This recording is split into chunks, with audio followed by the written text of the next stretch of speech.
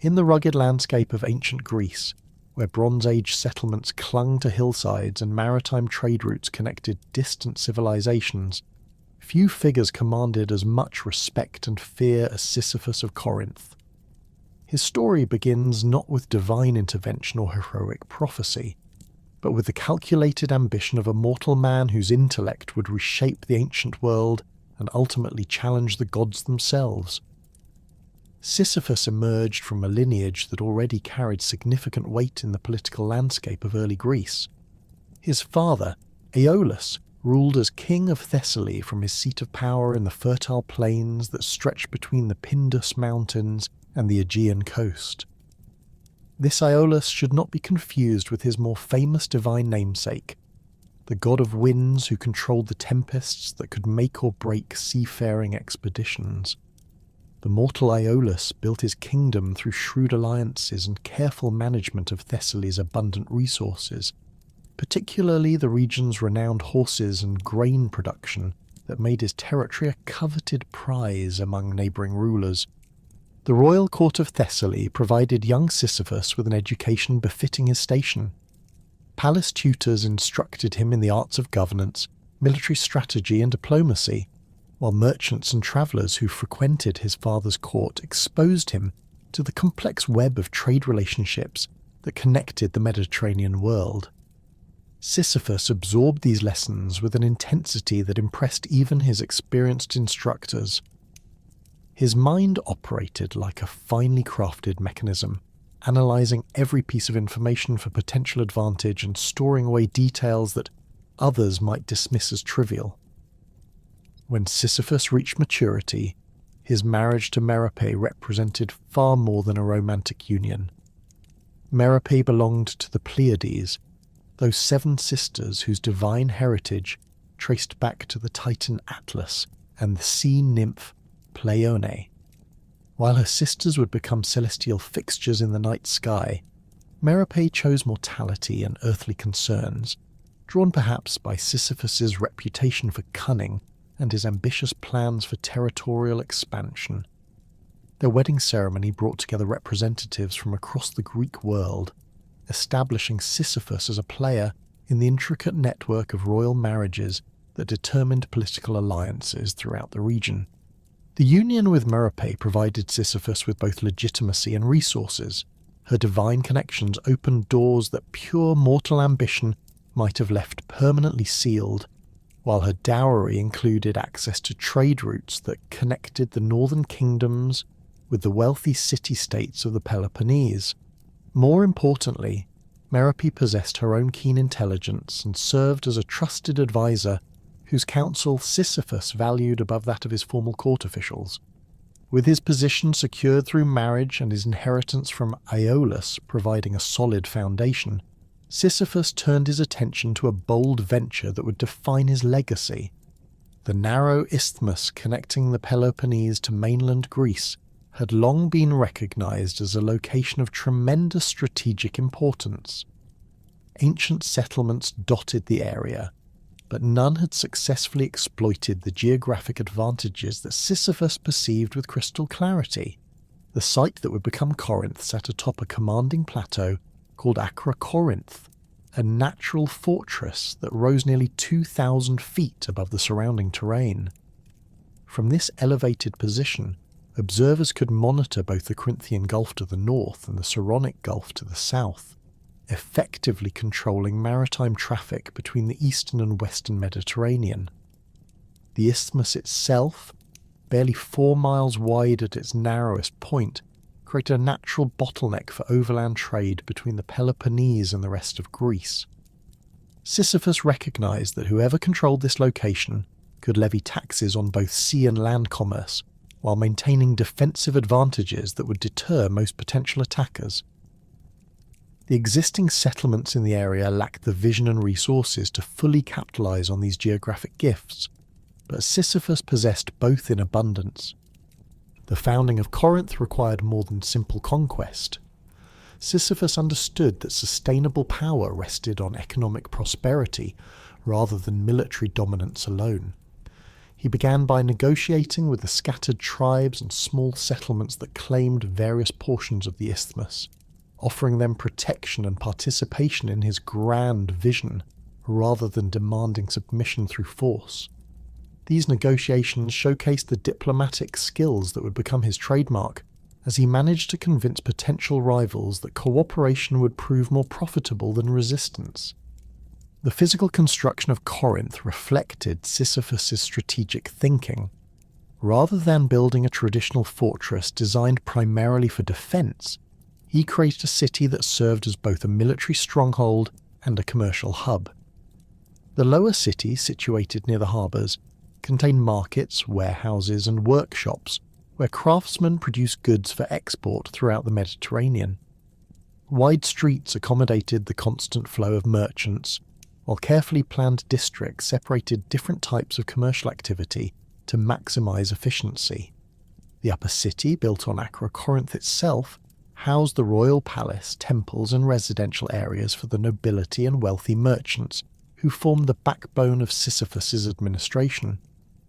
This elevated section could be defended independently if necessary, but its primary function was administrative rather than military. From his palace windows, Sisyphus could observe the ships entering and leaving both harbours, while maintaining visual contact with the mountain passes that controlled land access to his territory. Sisyphus's reputation for cunning manifested itself in countless ways during Corinth's early development. When neighbouring kingdoms attempted to establish competing trade routes that would bypass his territory, he responded not with military threats, but with economic incentives that made Corinth's facilities more attractive than alternative options. He negotiated exclusive agreements with key suppliers and established quality standards that gave Corinthian merchants advantages in distant markets. The king's intelligence network became legendary throughout Greece. Merchants, sailors, and travellers who passed through Corinth found themselves subtly questioned by seemingly casual acquaintances who reported their observations back to the palace. This system provided Sisyphus with advance warning of political developments, military movements, and economic opportunities that allowed him to position Corinth advantageously, while his rivals remained ignorant of changing circumstances. Within a single generation, Corinth transformed from a collection of modest settlements into one of the most prosperous cities in the Greek world. The harbours buzzed with constant activity as ships from Egypt, Phoenicia, Sicily and the Black Sea region competed for docking space. Corinthian bronze became prized throughout the Mediterranean for its distinctive colour and durability, while the city's pottery workshops produced vessels that combined practical functionality with artistic excellence. The prosperity that Sisyphus created for Corinth extended beyond mere material wealth. The city became a centre of learning and cultural exchange, attracting philosophers, poets and craftsmen who contributed to its growing reputation. Sisyphus himself patronised artists and scholars, understanding that cultural prestige enhanced political influence and economic opportunities. However, success on such a scale inevitably attracted attention from powers that viewed Corinth's rapid rise with suspicion and concern. Neighbouring kingdoms began forming alliances designed to contain Sisyphus's influence, while established trading centres worried about losing market share to Corinthian competition.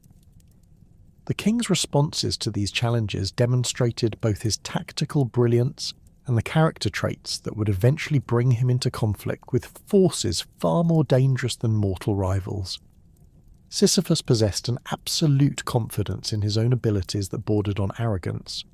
He had never encountered a problem that his intelligence could not solve, or a rival who could match his strategic thinking. This self-assurance, while justified by his remarkable achievements, began to manifest itself in ways that pushed the boundaries of acceptable behaviour according to Greek cultural norms. The concept of hubris held particular significance in ancient Greek society, representing the dangerous pride that led mortals to challenge or disrespect the natural order established by the gods. Greeks understood that exceptional achievement often came with a temptation to overstep proper boundaries, and their mythology contained countless warnings about the consequences of such transgression. Sisyphus embodied this tension perfectly. combining genuine excellence with a growing tendency to view himself as superior to conventional limitations. His treatment of guests and suppliants, traditionally protected by divine law, began to reflect his belief that normal rules did not apply to someone of his capabilities. Where other rulers might show deference to powerful visitors or religious obligations, Sisyphus increasingly made decisions based solely on what served Corinth's interests or satisfied his own curiosity. These actions, while often producing short-term advantages, accumulated into a pattern that would eventually demand divine attention. The transformation of Sisyphus from an ambitious but relatively conventional ruler into a figure whose cleverness would challenge the gods themselves occurred gradually, almost imperceptibly at first. Each successful manipulation of circumstances reinforced his belief in his own superiority, while the absence of serious consequences encouraged increasingly bold behaviour. The king who had built Corinth through careful diplomacy and strategic thinking began to view the entire world as a puzzle to be solved through the application of superior intelligence. As Sisyphus consolidated his power in Corinth, his reputation for cunning began to extend far beyond the boundaries of commercial negotiation and political manoeuvring. The same intellectual gifts that had transformed a strategic location into the Mediterranean's most prosperous trading hub now turned toward more dangerous pursuits. The king's growing confidence in his abilities coincided with an increasing willingness to involve himself in affairs that prudent mortals would have avoided entirely. The transformation manifested first in subtle ways. Diplomatic envoys visiting Corinth noticed that their host possessed an uncanny ability to extract information during seemingly casual conversations. Sisyphus would inquire about harvests in distant lands, the health of foreign rulers, or the movement of merchant fleets with an interest that appeared purely academic. Only later would these visitors realize that their innocent responses had provided the Corinthian king with intelligence that he would use to manipulate trade agreements or anticipate political developments. His court began attracting a different class of visitor as word spread of Sisyphus's unique talents.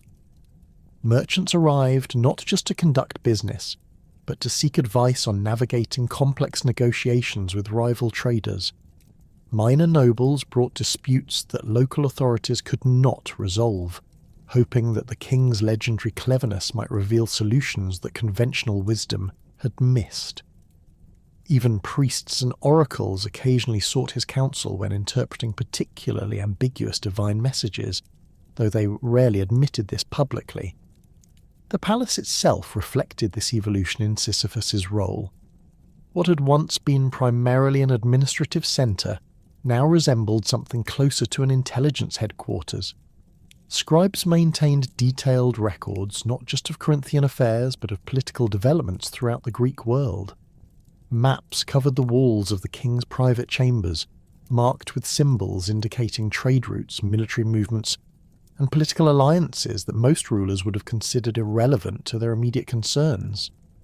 Sisyphus's personal staff expanded to include specialists whose duties extended far beyond traditional royal service. Former merchants provided expertise on commercial practices in distant markets, while retired soldiers offered insights into military capabilities and strategic vulnerabilities of neighbouring kingdoms. Most intriguingly, the king began employing individuals whose backgrounds remained deliberately obscure, but whose knowledge of private affairs and other courts proved remarkably comprehensive. This network of information gathering eventually brought Sisyphus into contact with secrets that involved the gods themselves. Divine activities, while often conducted openly, sometimes required discretion when they conflicted with the complex web of relationships and obligations that governed interactions between immortals. The gods' romantic entanglements in particular frequently created situations where knowledge of their activities could prove valuable to mortals clever enough to recognize the opportunities. The river god Sisyphus ruled over the waters that bore his name, flowing through the territories of several Greek kingdoms before emptying into the Corinthian Gulf near Sisyphus's domain.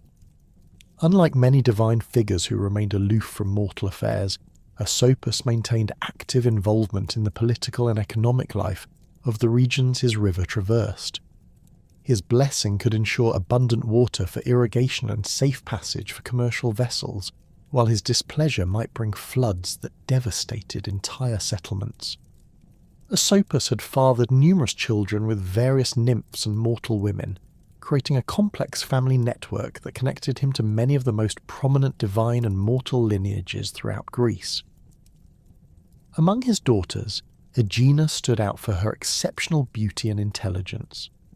Named after the island that would later become associated with her story, she had inherited her father's strong will and her mother's grace in equal measure. Zeus, despite his position as king of the gods and his marriage to Hera, maintained a well-documented pattern of romantic pursuits that often involved elaborate deceptions and transformations.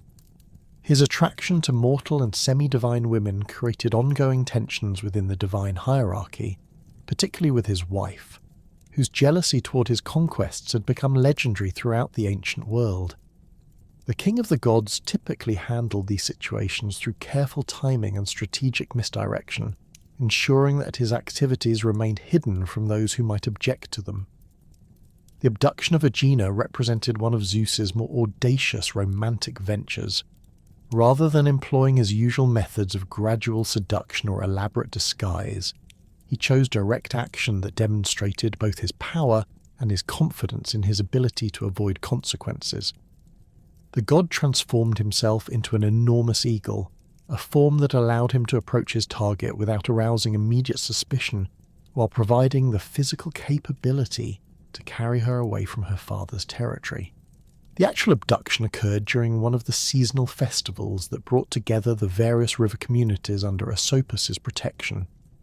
Aegina had travelled from her usual residence to participate in the celebrations, accompanied by a retinue of attendants and guards who provided protection during the journey. The festival setting offered Zeus perfect cover, as the presence of numerous strangers and the general atmosphere of celebration made unusual activities less likely to attract immediate attention. Zeus struck during the height of the festivities, when most participants were engaged in ritual activities that focused their attention away from their surroundings. The transformation into eagle form occurred so rapidly that witnesses initially mistook it for a natural phenomenon, perhaps an unusually large bird attracted by the festival offerings. Only when the creature descended with obvious purpose toward Aegina did observers realize that something extraordinary was taking place. The abduction itself unfolded with the swift efficiency that characterized Zeus's more decisive actions. The eagle seized Aegina before her guards could react, lifting her into the air with powerful wing beats that carried them both beyond the reach of mortal intervention. The entire event lasted mere moments, leaving behind only confused witnesses and the beginning of what would become a frantic search for the missing woman.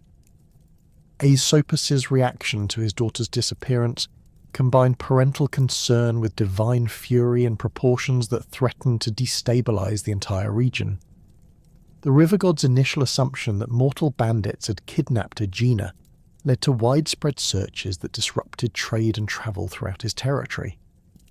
When these efforts produced no results, Asopus began to suspect divine involvement, a realization that transformed his search from a rescue mission into a quest for justice that would challenge the established order among the gods.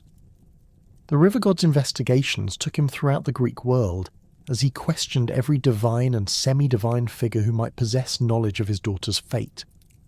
His inquiries created significant discomfort among the gods, many of whom suspected Zeus's involvement but remained reluctant to confirm these suspicions directly. The political implications of accusing the king of the gods of abduction without absolute proof could prove catastrophic for anyone brave enough to make such charges. Sisyphus observed these developments with the calculating interest that he brought to all situations involving powerful figures and hidden information. The Corinthian king understood that knowledge of Zeus's role in Aegina's disappearance represented a form of currency that could prove valuable in future dealings with both mortals and immortals. the challenge lay in obtaining definitive proof of the god's involvement and then determining how to use this information most advantageously. The opportunity arose when Asopus' search brought him to Corinth. The river god's waters flowed near enough to Sisyphus' territory that their meeting appeared natural, even inevitable. Asopus arrived at the Corinthian court in a state of barely controlled rage, his divine nature manifesting in ways that made the very air around him seem to shimmer with suppressed energy. The temperature in the throne room dropped noticeably when he entered, while the sound of rushing water seemed to echo from invisible sources. Sisyphus received his divine visitor with the careful courtesy that the situation demanded, offering hospitality and expressing appropriate concern for Aegena's welfare. The king's genuine sympathy for a father's anguish combined with his natural curiosity about the circumstances surrounding the abduction to create an atmosphere of mutual understanding that encouraged Asopus to speak more freely than he might have in other settings. The river god described his investigation in detail, outlining the various theories he had considered and the evidence he'd gathered. His account revealed the thoroughness of his search, while also demonstrating his growing frustration with the lack of concrete results. Asopus clearly suspected divine involvement, but lacked the specific information needed to identify the perpetrator or determine his daughter's current location. Sisyphus listened to this recitation with the focused attention that he brought to all potentially valuable intelligence. The king's questions appeared designed to help clarify details or suggest alternative approaches to the search, but they also served to confirm his growing certainty about Zeus's involvement. The timing of the abduction, the method used, and the complete absence of mortal traces all pointed toward the king of the gods as the most likely suspect. The moment of revelation came when Sisyphus made his fateful decision to share his knowledge with Asopus. The Corinthian king had witnessed Zeus's transformation and abduction of Aegina during one of his own travels, observing the entire event from a concealed position that had allowed him to see clearly without being detected himself. This information provided Asopus with the confirmation he had been seeking, but it also placed Sisyphus in the dangerous position of having betrayed a secret that Zeus had assumed would remain hidden. The king's motivations for this revelation reflected the complex mixture of calculation and arrogance that increasingly characterized his decision-making. On one level, Sisyphus genuinely sympathized with Asopus's plight and felt that justice demanded the truth be revealed. The river god's obvious anguish and his legitimate right to know his daughter's fate created a compelling moral argument for disclosure. However, Sisyphus's decision also served his own interests, in ways that demonstrated his growing confidence in his ability to manipulate even divine affairs. By providing Asopus with crucial information, the king established a debt of gratitude that could prove valuable in future dealings. The river god's influence over water supplies and transportation routes in the region made his goodwill a strategic asset worth considerable risk. More fundamentally, the revelation represented Sisyphus's first direct challenge to Zeus's authority. The king of Corinth had reached a level of success and confidence that made him willing to involve himself in divine politics, regardless of the potential consequences. His intelligence had always been his greatest asset, but it was now leading him into conflicts that would test whether mortal cleverness could successfully oppose divine power. The aftermath of Sisyphus's revelation unfolded with the dramatic intensity that characterized conflicts involving the gods. Asopus, armed with definitive knowledge of Zeus's involvement, confronted the king of the gods directly, demanding the return of his daughter and threatening consequences if his demands were not met. The confrontation between the river god and Zeus created ripples throughout the divine hierarchy, as other gods were forced to choose sides or attempt to mediate between the opposing parties. Zeus's response to Asopus's accusations revealed both his power and his vulnerability. While the king of the gods possessed overwhelming force that could crush any direct challenge, the political implications of his actions created complications that pure power could not resolve. The abduction of Aegina had violated established protocols governing relationships between divine figures, creating precedents that could destabilize the entire system of divine governance. The resolution of the immediate crisis came through negotiation rather than force, as Zeus agreed to allow Aegina to choose her own fate rather than remain his captive indefinitely. This compromise satisfied Asopus' demand for justice while allowing Zeus to avoid the appearance of complete capitulation to external pressure. Aegina ultimately chose to remain with Zeus, bearing him a son who would become the legendary hero Aeacus, but her father's honour was restored through the acknowledgement of his legitimate grievances. For Sisyphus, however, the resolution of the Aegina affair marked the beginning of a more dangerous phase in his relationship with the gods. Zeus had learned of the Corinthian king's role in exposing the abduction, creating a debt that would eventually demand payment. The king of the gods possessed a long memory for those who had opposed or embarrassed him, and Sisyphus's betrayal of divine secrets would not be forgotten or forgiven easily.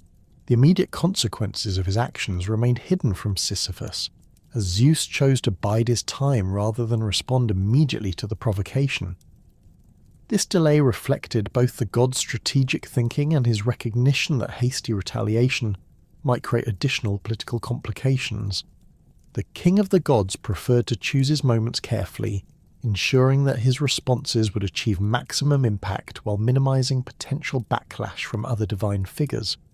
Sisyphus interpreted Zeus's apparent inaction as confirmation of his own growing power and influence.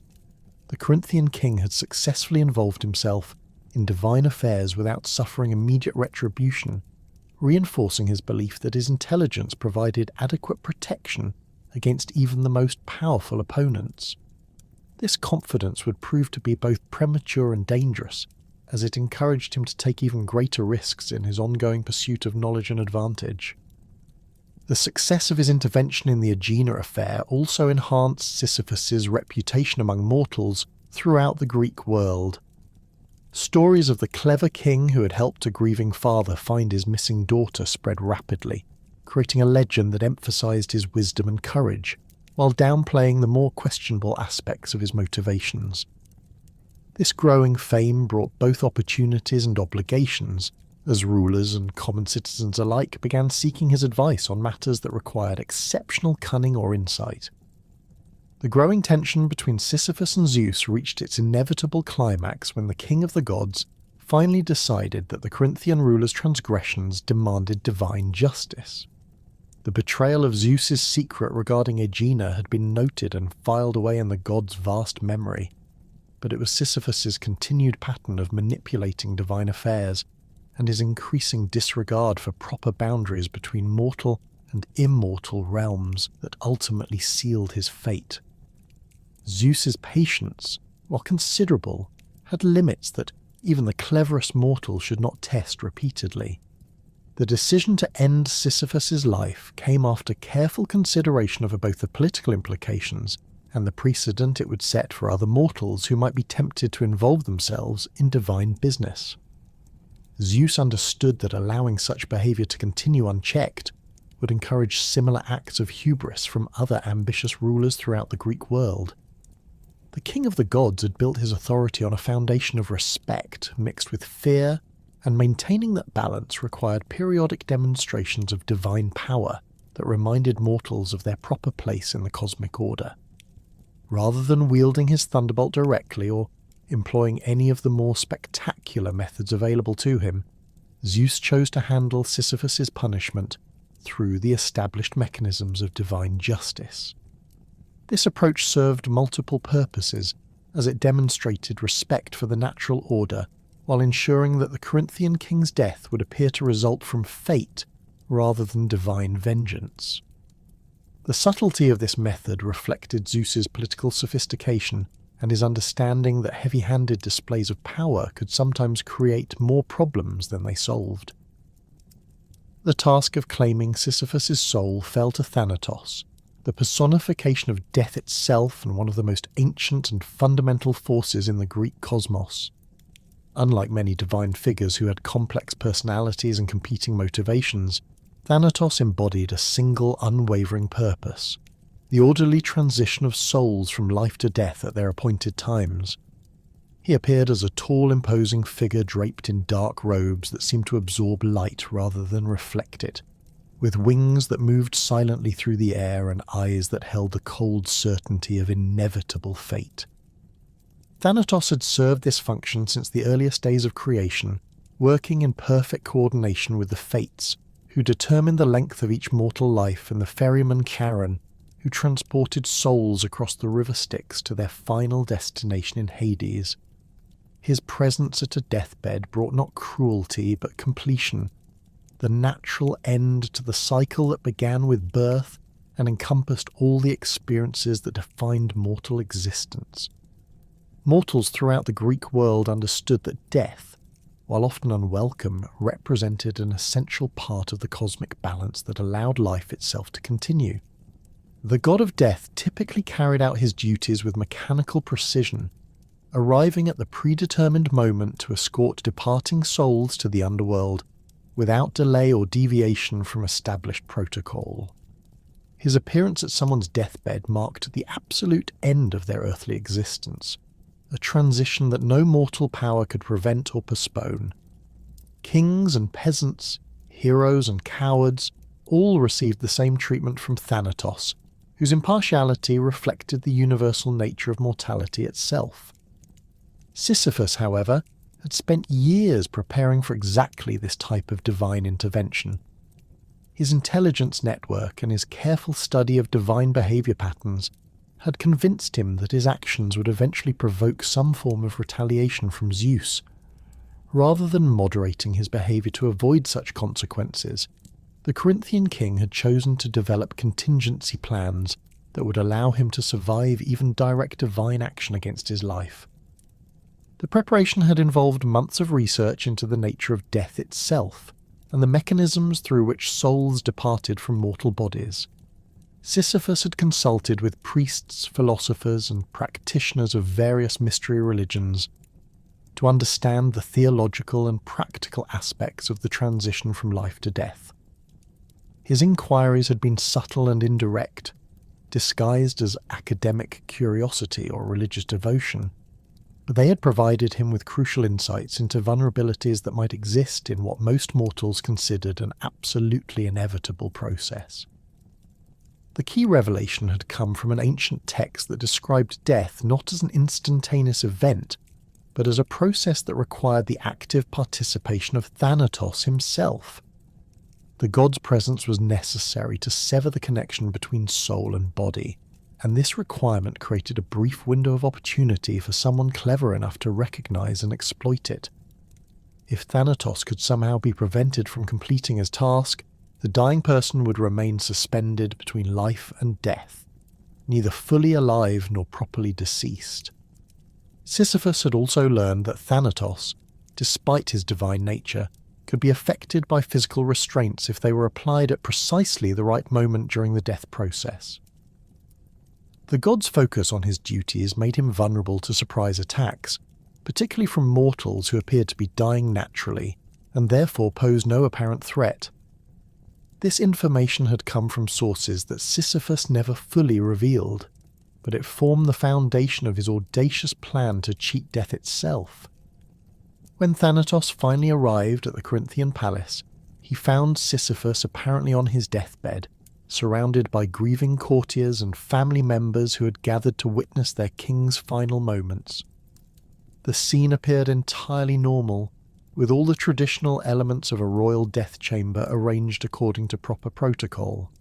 Incense burned in bronze braziers, while priests offered prayers for the departing soul's safe journey to the underworld. Merope sat beside her husband's bed, holding his hand and whispering words of comfort that seemed appropriate for a wife facing the loss of her beloved spouse. The god of death approached the bed with his usual professional detachment, prepared to perform the routine task of escorting another mortal soul to its final destination. Thanatos had carried out this duty countless times throughout his existence, and nothing about Sisyphus' situation suggested that this case would prove any different from the thousands that had preceded it. The king appeared weak and near death, his breathing shallow, and irregular in the pattern that typically preceded the final departure of life from a mortal body. Sisyphus had positioned himself carefully on the bed, with one hand concealed beneath the covers where it gripped a set of specially prepared chains that he had commissioned from the finest metal workers in Corinth. These restraints had been forged from bronze mixed with iron and blessed by priests of multiple deities to ensure their effectiveness against divine beings. The king had practiced the movements necessary to deploy these chains hundreds of times, rehearsing until he could apply them with lightning speed, even while appearing to be at the point of death. As Thanatos leaned over the bed to begin the process of separating Sisyphus's soul from his body, the Corinthian king struck with the precision and timing that had made him legendary throughout the ancient world. The chains flew from beneath the covers, wrapping around the god of death before he could react to the unexpected attack. The metal links, empowered by divine blessings and Sisyphus's own desperate determination, tightened around Thanatos with a grip that the god found impossible to break despite his immortal strength. The capture of death itself sent shockwaves throughout the cosmic order that governed both mortal and divine realms. Thanatos struggled against his restraints with increasing desperation, his dark robes billowing as he attempted to use his wings to escape the trap that Sisyphus had prepared. The god's eyes, normally cold and impassive, now blazed with fury and disbelief as he realized that a mortal had successfully interfered with the fundamental process of death itself. The immediate consequences of Thanatos' imprisonment became apparent within hours of his capture. Throughout the Greek world, mortals who should have died from wounds, disease, or old age found themselves suspended in a state between life and death, unable to complete their natural transition to the underworld. Soldiers struck down in battle continued to breathe despite fatal injuries, while elderly citizens who'd been preparing for their final rest discovered that their expected release from earthly suffering would not come. The disruption extended far beyond individual cases of postponed death. The entire cycle of life and renewal that depended on the orderly departure of souls from the mortal world began to break down as populations swelled beyond the capacity of agricultural systems to support them. Families found themselves caring for relatives who should have died peacefully, while communities struggled to accommodate the growing numbers of people who could no longer die despite their readiness to depart from earthly existence.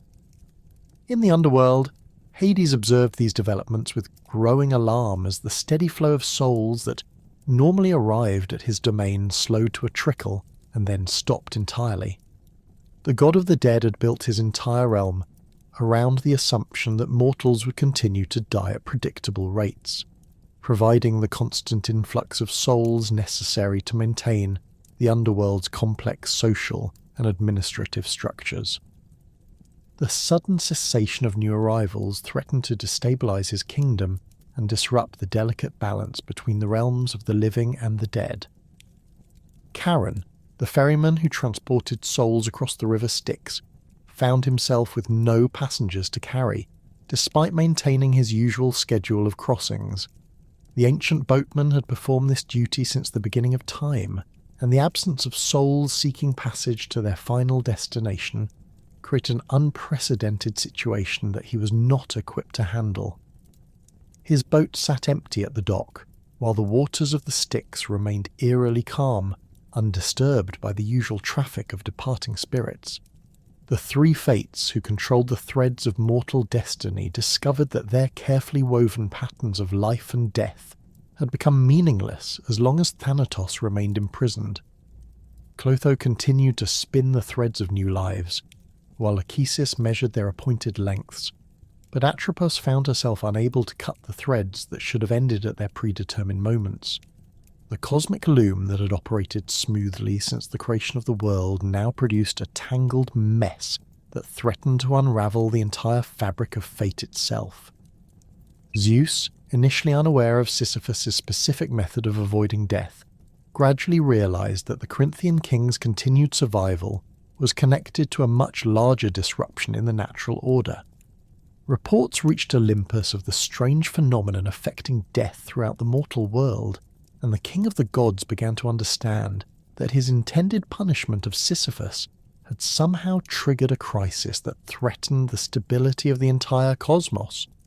The god who felt the most immediate impact of this disruption was Ares, whose domain of warfare had become meaningless in a world where battle casualties could no longer die. The god of war thrived on the chaos and destruction that accompanied military conflicts, drawing power and satisfaction from the clash of armies and the heroic deaths of warriors who fell in combat. His identity and purpose were intimately connected to the cycle of violence and death that had characterized human civilization since its earliest days. Ares had been observing a particularly promising conflict between two rival kingdoms whose armies had met on a plain near the borders of Thessaly. The battle had begun with all the elements that the god of war found most satisfying: skilled warriors testing their courage against worthy opponents, tactical innovations that demonstrated human ingenuity in the art of warfare, and the kind of desperate fighting that produced the heroic deaths that became the subject of epic poetry for generations to come. The god watched with growing frustration as soldiers who should have died from spear thrusts to the heart continued fighting with their wounds still bleeding, while warriors struck down by sword blows to the head rose again to rejoin the battle. Arrows that should have killed their targets instantly instead produced injuries that caused pain but no permanent harm, creating a surreal battlefield where violence had lost its ultimate consequence. The absence of death transformed warfare from a meaningful test of courage and skill into a grotesque parody of combat where nothing could be definitively resolved. Armies that should have been decimated by casualties instead grew larger, as wounded soldiers returned to fight again and again. The psychological impact of battle, which had always depended partly on the fear of death, disappeared entirely as warriors realized that their worst injuries would not prove fatal. Ares found this situation intolerable on both practical and philosophical levels. His role as god of war required that battles produce clear outcomes with definitive winners and losers, results that could only be achieved when death remained a real possibility for all participants. The honour and glory that motivated the greatest warriors throughout the Greek world depended on their willingness to risk their lives for causes they considered worthy. But this risk became meaningless if death itself had been eliminated from the equation. The god of war's investigation into the cause of this unprecedented situation led him to discover Thanatos' imprisonment in Sisyphus' palace. Ares possessed neither the patience nor the inclination for subtle approaches to problem-solving, preferring direct action that produced immediate results. His fury at having his domain disrupted by a mortal's clever scheme burned with the intensity of a forge fire, and he prepared to intervene with the overwhelming force that had always been his preferred method of resolving conflicts. The god's arrival at Corinth created atmospheric disturbances that announced his presence long before he reached the palace itself. The sky darkened with unnatural clouds that flickered with internal lightning, while the sound of distant thunder rolled across the landscape despite the absence of any visible storm. The temperature rose noticeably as Ares drew near, and the very air seemed to vibrate with barely contained violence that made mortal observers instinctively seek shelter. Ares manifested in his full divine glory as he approached Sisyphus' stronghold, his bronze armour gleaming with an inner fire that reflected his rage at the situation he had discovered. The god stood nearly 8 feet tall, with muscles that rippled beneath his divine skin and eyes that blazed like coals in a blacksmith's furnace. His spear, forged from metals that existed only in the divine realm, hummed with destructive energy that could shatter mountains or level entire cities with a single thrust. The confrontation between Ares and Sisyphus represented a clash between two fundamentally different approaches to power and conflict resolution. The god of war embodied the direct application of overwhelming force, while the Corinthian king relied on intelligence and cunning to achieve his objectives. Their meeting would determine whether mortal cleverness could continue to defy divine authority, or whether the natural order would be restored through the traditional methods that had maintained cosmic stability since the beginning of time. Sisyphus faced the towering figure of Ares with the same calculating composure that had served him through countless diplomatic negotiations and commercial disputes. The god of war's divine radiance filled the palaced chamber with an oppressive heat that made the bronze fixtures glow like embers, while his presence seemed to compress the very air until breathing became laborious for the mortal attendants who had not yet fled the scene. Yet the Corinthian king showed no sign of the terror that would have overwhelmed lesser mortals in similar circumstances. The god's voice, when he finally spoke, carried the resonance of clashing bronze and the rumble of distant avalanches. Ares demanded the immediate release of Thanatos, his words accompanied by gestures toward his divine spear that left no doubt about the consequences of refusal.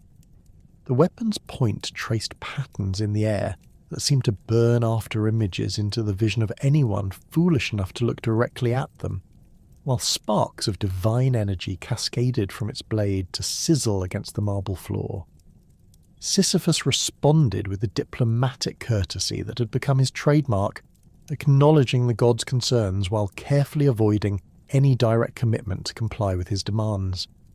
The king explained that Thanatos' current situation resulted from a misunderstanding rather than deliberate hostility, suggesting that resolution might be achieved through negotiation rather than force. His tone remained respectful but firm, demonstrating the same confidence that had allowed him to build Corinth into the Mediterranean's premier trading centre. The god of war's patience, never his strongest attribute, began to evaporate as Sisyphus continued his verbal manoeuvring without producing any concrete action toward freeing death from his restraints. Ares had expected immediate capitulation from a mortal faced with divine wrath, and the king's apparent composure in the face of overwhelming supernatural power only intensified his frustration. The temperature in the chamber rose further as the god's anger increased, causing tapestries to smoulder and bronze ornaments to become too hot to touch.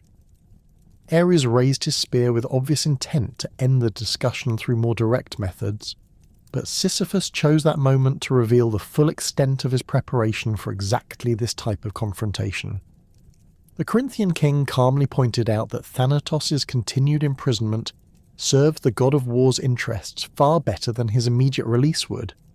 Without death to provide definitive conclusions to military conflicts, battles could continue indefinitely, providing Ares with unlimited opportunities to witness the courage and skill that he found so satisfying in mortal warfare. The argument caught Ares off guard, as he had been so focused on the immediate disruption to his domain that he had not considered the potential advantages of a world without death.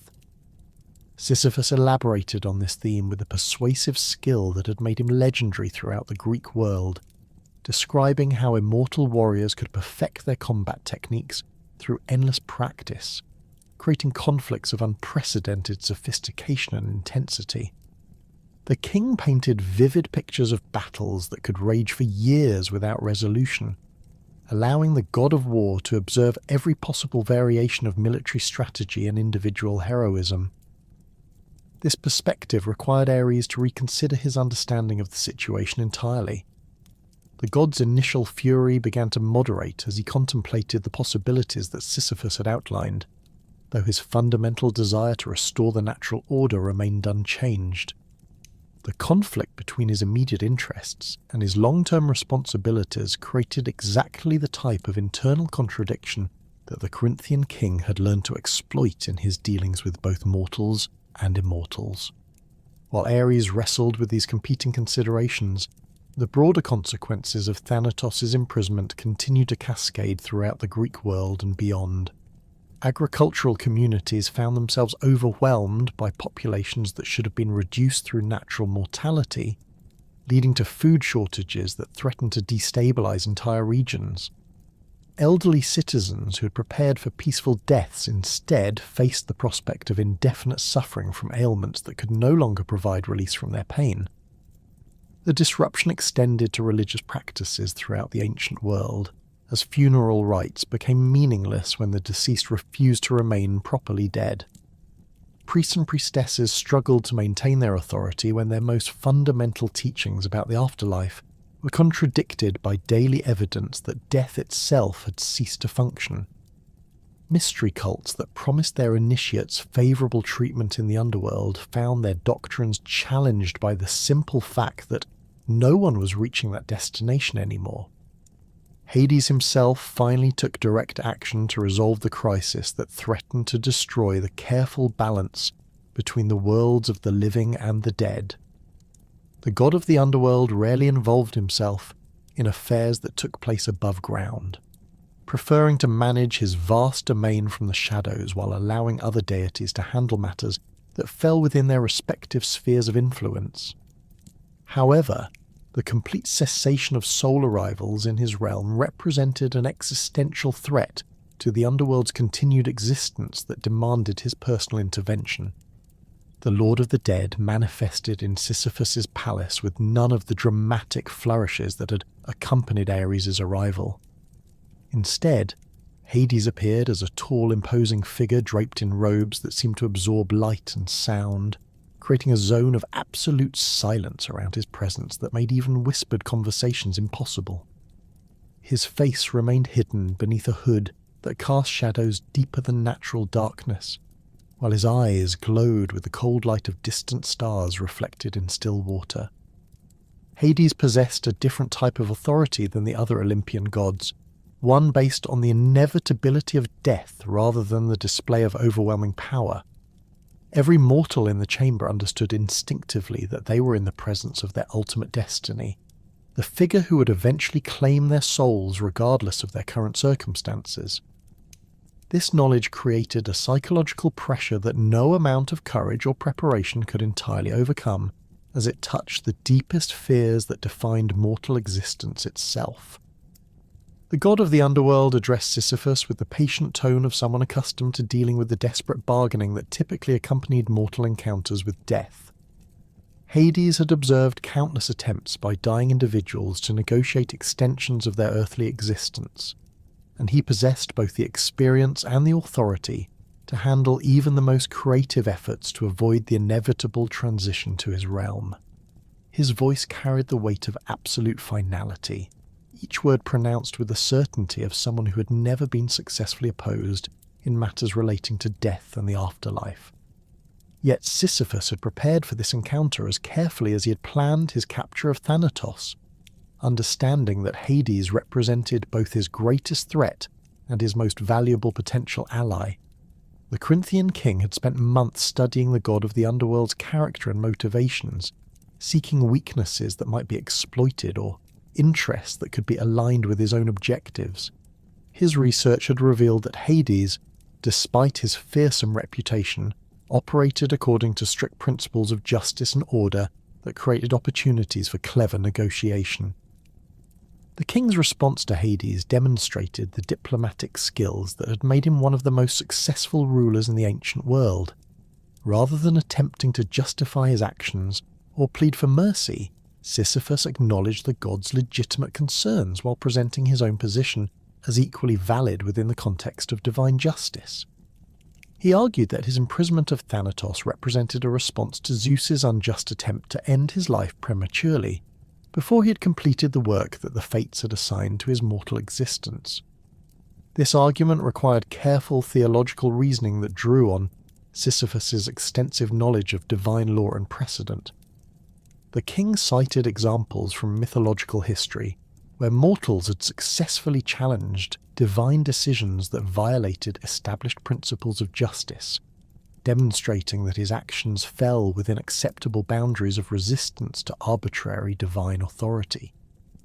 His presentation combined legal scholarship with practical politics in ways that forced Hades to consider the broader implications of the situation rather than simply demanding immediate compliance with his wishes. The god of the underworld found himself in the unusual position of having to evaluate competing claims of divine authority, as Zeus's order for Sisyphus's death conflicted with the established procedures that govern the timing of mortal departures from earthly existence. Hades possessed ultimate authority over death itself, but this power came with responsibilities that included ensuring that souls arrived in his realm at their properly appointed times, rather than according to the political convenience of other gods.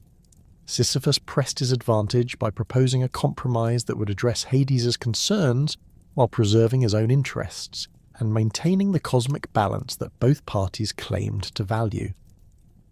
The king offered to release Thanatos in exchange for a guarantee that his death would be postponed until he had completed certain unfinished business in the mortal world. This arrangement would restore the normal functioning of death throughout the Greek world while providing Sisyphus with additional time to prepare for his eventual transition to the underworld. The negotiations that followed demonstrated both Sisyphus' skill as a diplomat and Hades' pragmatic approach to problem-solving. The god of the underworld recognized that the current situation could not continue indefinitely without causing permanent damage to the cosmic order, but he also understood that hasty action might create additional complications that would prove even more difficult to resolve. The discussions proceeded with the careful attention to detail that characterized high-level diplomatic negotiations between sovereign powers. Eventually, Hades agreed to Sisyphus' proposal with modifications that protected his own interests, while addressing the immediate crisis caused by Thanatos' imprisonment. The god of the underworld stipulated that the Corinthian king's reprieve would be temporary and conditional, subject to his good behaviour and his prompt appearance in the underworld when his extended time expired. These conditions created a framework for resolution that satisfied both parties' immediate needs while postponing the ultimate confrontation between mortal cleverness and divine authority. The release of Thanatos restored the normal functioning of death throughout the ancient world, ending the crisis that had threatened to destabilize the entire cosmic order. The god of death emerged from his restraints with his dignity somewhat bruised, but his essential nature unchanged, immediately resuming his duties with the mechanical precision that had characterized his service since the beginning of time. Within hours, the backlog of souls that had accumulated during his imprisonment began flowing into the underworld at rates that quickly returned to normal levels. However, Sisyphus had no intention of honouring his agreement with Hades any longer than absolutely necessary. The Corinthian king had used his negotiations with the god of the underworld to buy time for implementing the second phase of his plan to cheat death permanently. Even as he publicly celebrated the resolution of the crisis and accepted the gratitude of subjects who had been trapped in the liminal state between life and death, Sisyphus was already preparing for the next stage of his campaign against divine authority. The king's strategy for avoiding his eventual appointment with death relied on a different type of deception, one that would exploit the emotional bonds between mortals rather than the theological complexities that had served him so well in his dealings with the gods. Sisyphus understood that divine beings, despite their immortal nature and vast powers, remained susceptible to certain types of mortal manipulation, particularly when those manipulations appealed to their sense of justice or their respect for traditional values. His plan centered on his wife Merope, whose intelligence and loyalty had made her an invaluable partner throughout his rise to power in Corinth.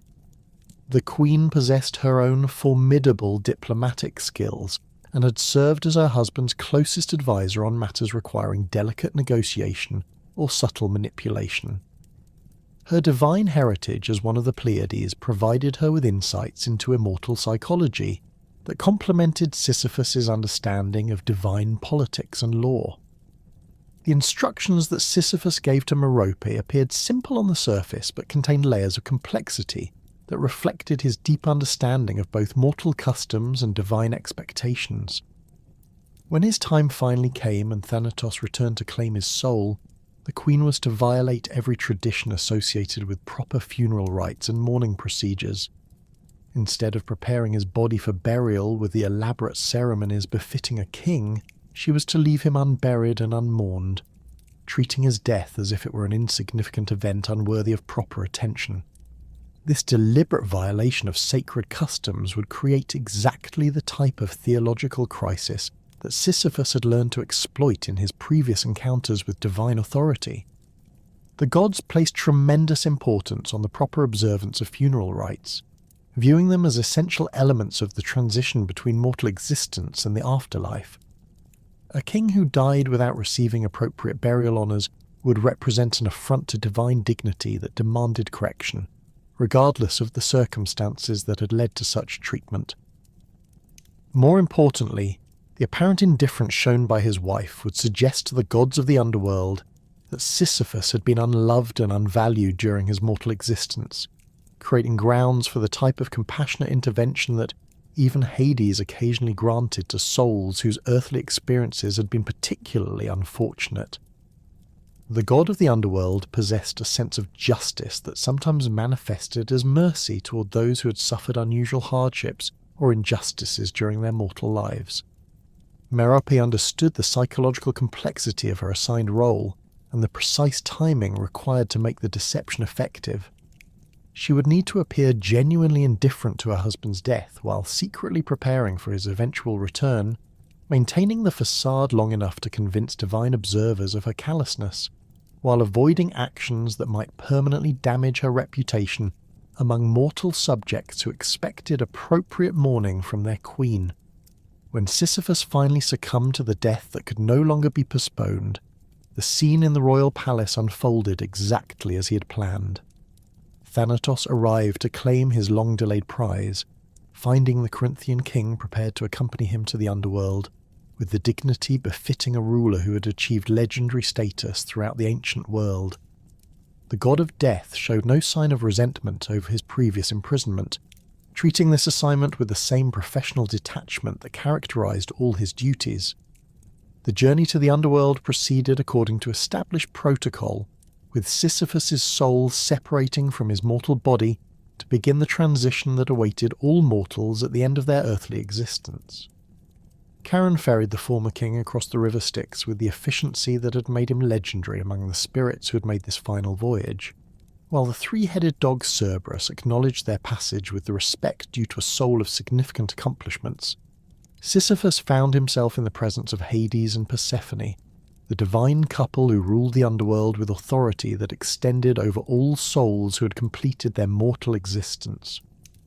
The great throne room of the underworld palace stretched beyond the limits of mortal vision, its walls decorated with scenes from the lives of the countless souls who had passed through this chamber on their way to final judgment.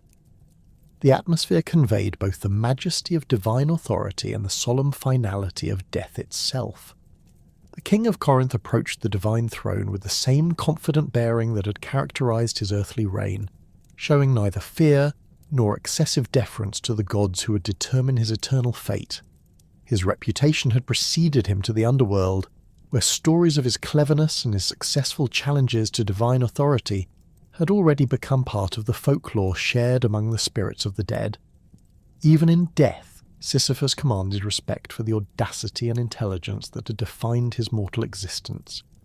Hades received the newly arrived soul with the judicial formality that governed all such proceedings, reviewing the record of Sisyphus's earthly achievements and transgressions to determine the appropriate assignment for his eternal existence. The god of the underworld possessed complete knowledge of every action taken by mortals during their lifetimes, making deception or concealment impossible for souls appearing before his throne.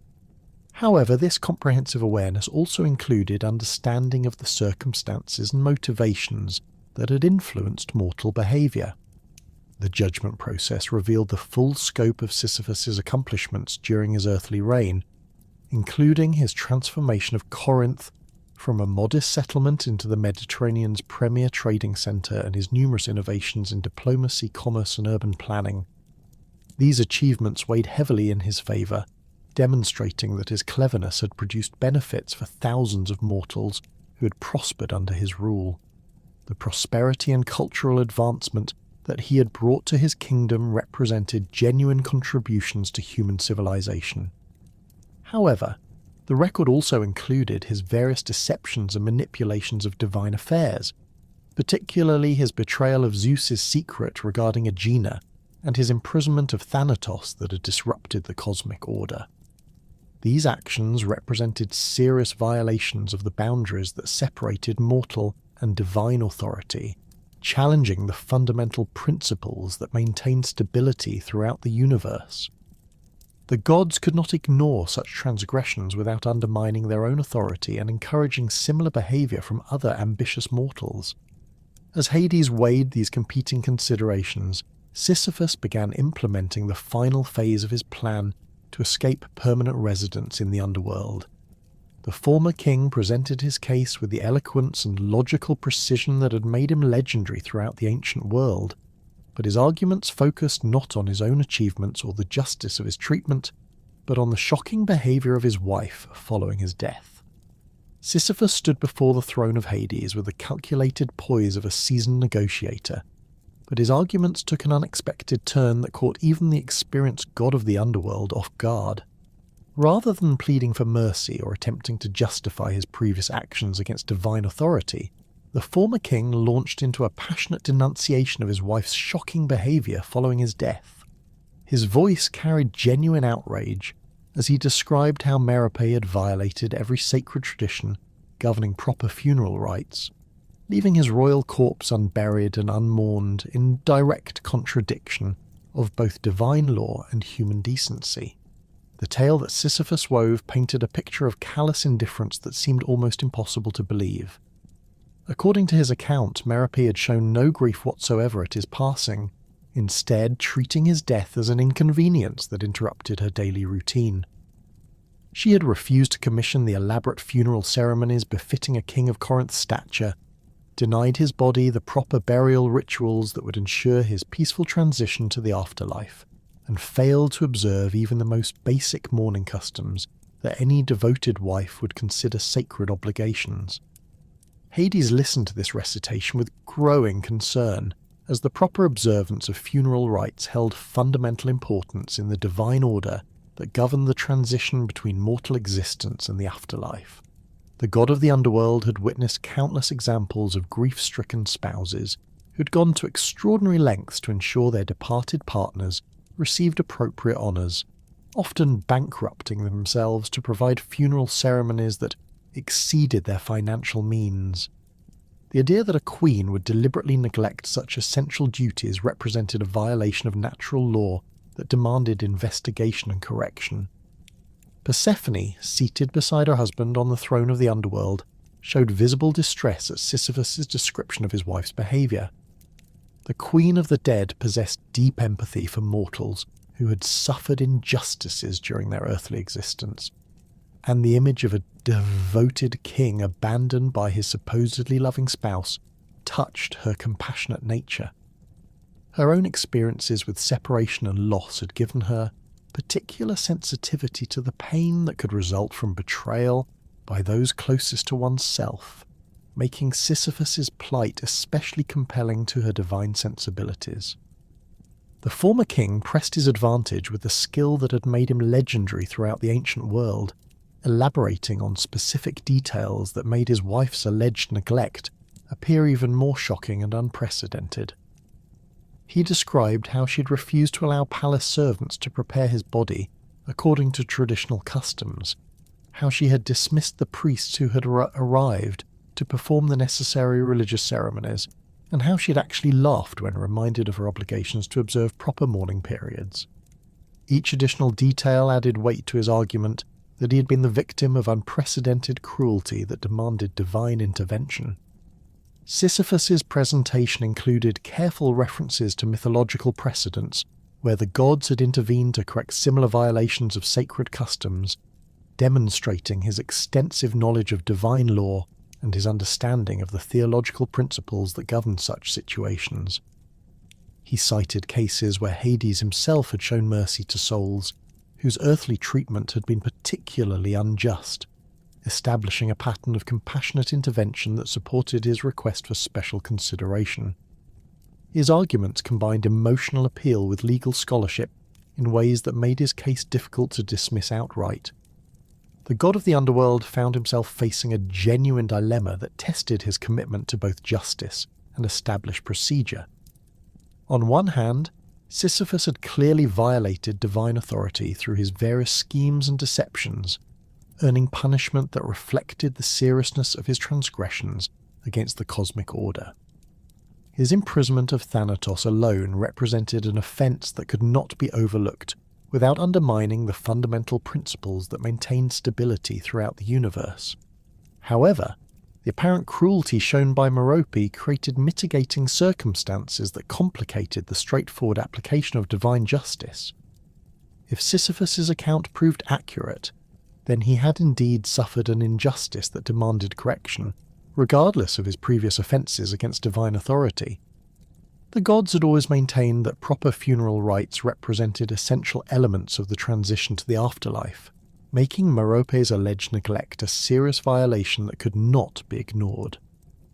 Hades possessed the authority to investigate such claims through direct observation of events in the mortal world, but doing so would require time and attention that he typically reserved for more pressing matters affecting the underworld's administration.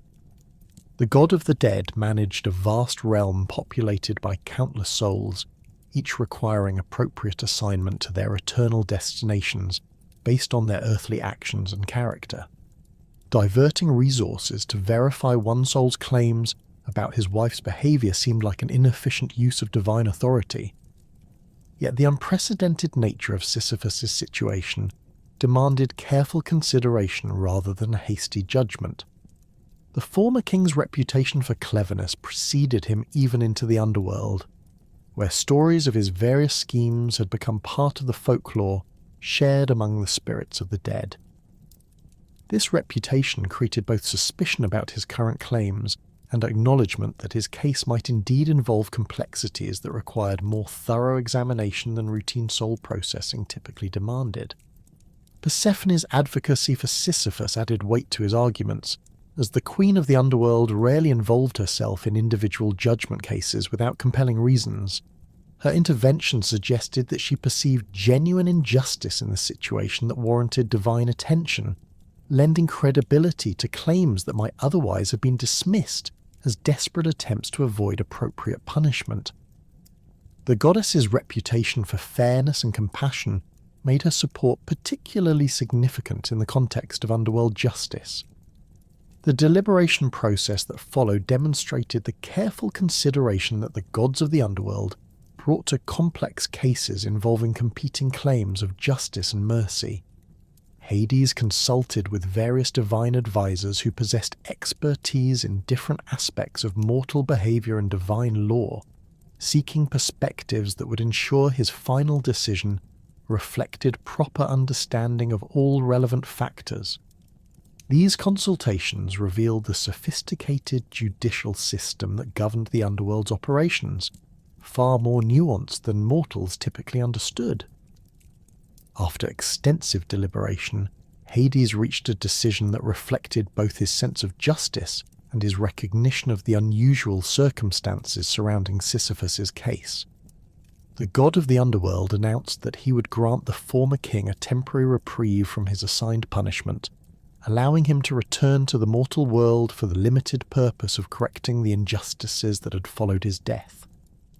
This reprieve came with strict conditions that emphasized its temporary nature and the specific objectives that justified such extraordinary intervention. The terms of Sisyphus's temporary return required him to address only those matters directly related to his improper burial and his wife's violation of mourning customs. He would possess no authority to resume his royal duties or involve himself in political affairs that fell outside the scope of his specific mission. The reprieve would expire as soon as he'd completed the necessary corrections to his funeral arrangements and ensured that proper respect had been paid to his memory according to established traditions. Hades emphasized that this decision represented an exceptional response to extraordinary circumstances rather than a precedent that other souls might expect in similar situations. The god of the underworld maintained strict standards for such interventions, requiring clear evidence of genuine injustice combined with compelling reasons why normal procedures could not address the problems adequately. Sisyphus's case met these criteria only because of the unprecedented nature of his wife's alleged behaviour and the fundamental importance of proper funeral rites in divine law. The process of returning Sisyphus's soul to his mortal body involved complex divine mechanics that few mortals ever experienced. Thanatos, despite his previous imprisonment by the clever king, carried out his assigned duties with professional detachment, escorting the soul back across the river Styx, and overseeing its reintegration with the physical form that had been left behind in Corinth. The god of death showed no sign of personal animosity over his earlier treatment, maintaining the impartial efficiency that characterized his service to the divine order. Charon, the ancient ferryman, transported Sisyphus back across the dark waters that separated the realm of the dead from the world of the living with the same methodical precision that marked all his crossings. The boat that had carried countless souls to their final destination now served the unprecedented purpose of returning one soul to temporary mortal existence, a journey that required special preparations and divine authorization. The ferryman's expression remained as impassive as ever, but his eyes reflected awareness that he was participating in an event of unusual significance. The return journey through the various levels of the underworld gave Sisyphus opportunities to observe the vast scope of Hades' domain and the complex administrative systems that govern the afterlife. Spirits of the dead occupied different regions according to their earthly actions and character, with elaborate hierarchies that reflected both divine justice and the natural consequences of mortal choices. The former king noted these details with the analytical mind that had served him throughout his earthly career, storing information that might prove useful in future encounters with divine authority. When Sisyphus's soul finally rejoined his physical body in the royal palace at Corinth, the reunion occurred without the dramatic manifestations that might have been expected from such an extraordinary event. Instead, the king simply opened his eyes and drew breath as if awakening from natural sleep, though the palace servants who had been maintaining vigil over his corpse fled in terror at witnessing what they could only interpret as miraculous resurrection from the dead. Merope, who had been maintaining her assigned role of callous indifference with remarkable consistency, showed appropriate shock and joy at her husband's unexpected return to life. Her performance convinced even the most skeptical observers that she genuinely mourned his death despite her public displays of unconcern, creating exactly the impression that Sisyphus had intended when he designed this elaborate deception. The queen's apparent relief and happiness at his resurrection provided compelling evidence that her previous behaviour had resulted from grief-induced shock rather than genuine callousness. The news of Sisyphus's return from the dead spread throughout Corinth and beyond with the speed that accompanied all reports of miraculous events. Citizens who had witnessed his death and burial preparations found themselves confronting evidence that challenged their fundamental understanding of mortality and divine justice. Religious authorities struggled to explain how such a resurrection could occur within the framework of established theological doctrine, while philosophers debated the implications for their theories about the nature of death and the afterlife. Sisyphus used his unexpected second chance at mortal existence to consolidate his position and prepare for the inevitable moment when Hades would demand his return to the underworld. The king understood that his reprieve was temporary and conditional, but he also recognized that his successful manipulation of divine justice had established precedents that might be exploited in future encounters with immortal authority. His confidence in his ability to outwit even the gods themselves had been reinforced by this latest triumph over what mortals considered inevitable fate. The former king's activities during his extended reprieve focused ostensibly on the religious and ceremonial matters that had justified his return, but his true attention centered on developing new strategies for avoiding permanent residence in the underworld. Sisyphus had learned valuable information about the administrative systems and decision-making processes that govern divine justice, insights that could inform future attempts to manipulate immortal authority for his own benefit. His observations of the underworld's operations had revealed potential vulnerabilities in systems that most souls never had opportunities to study so thoroughly. The gods' commitment to justice and proper procedure created opportunities for clever manipulation by mortals who understood how to exploit divine principles for their own purposes.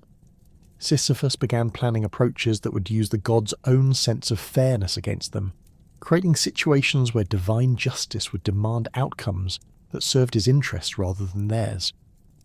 The temporary nature of his reprieve meant that Sisyphus lived with constant awareness that his time in the mortal world would eventually expire, forcing him to return to face whatever punishment Hades had prepared for his various transgressions against divine authority.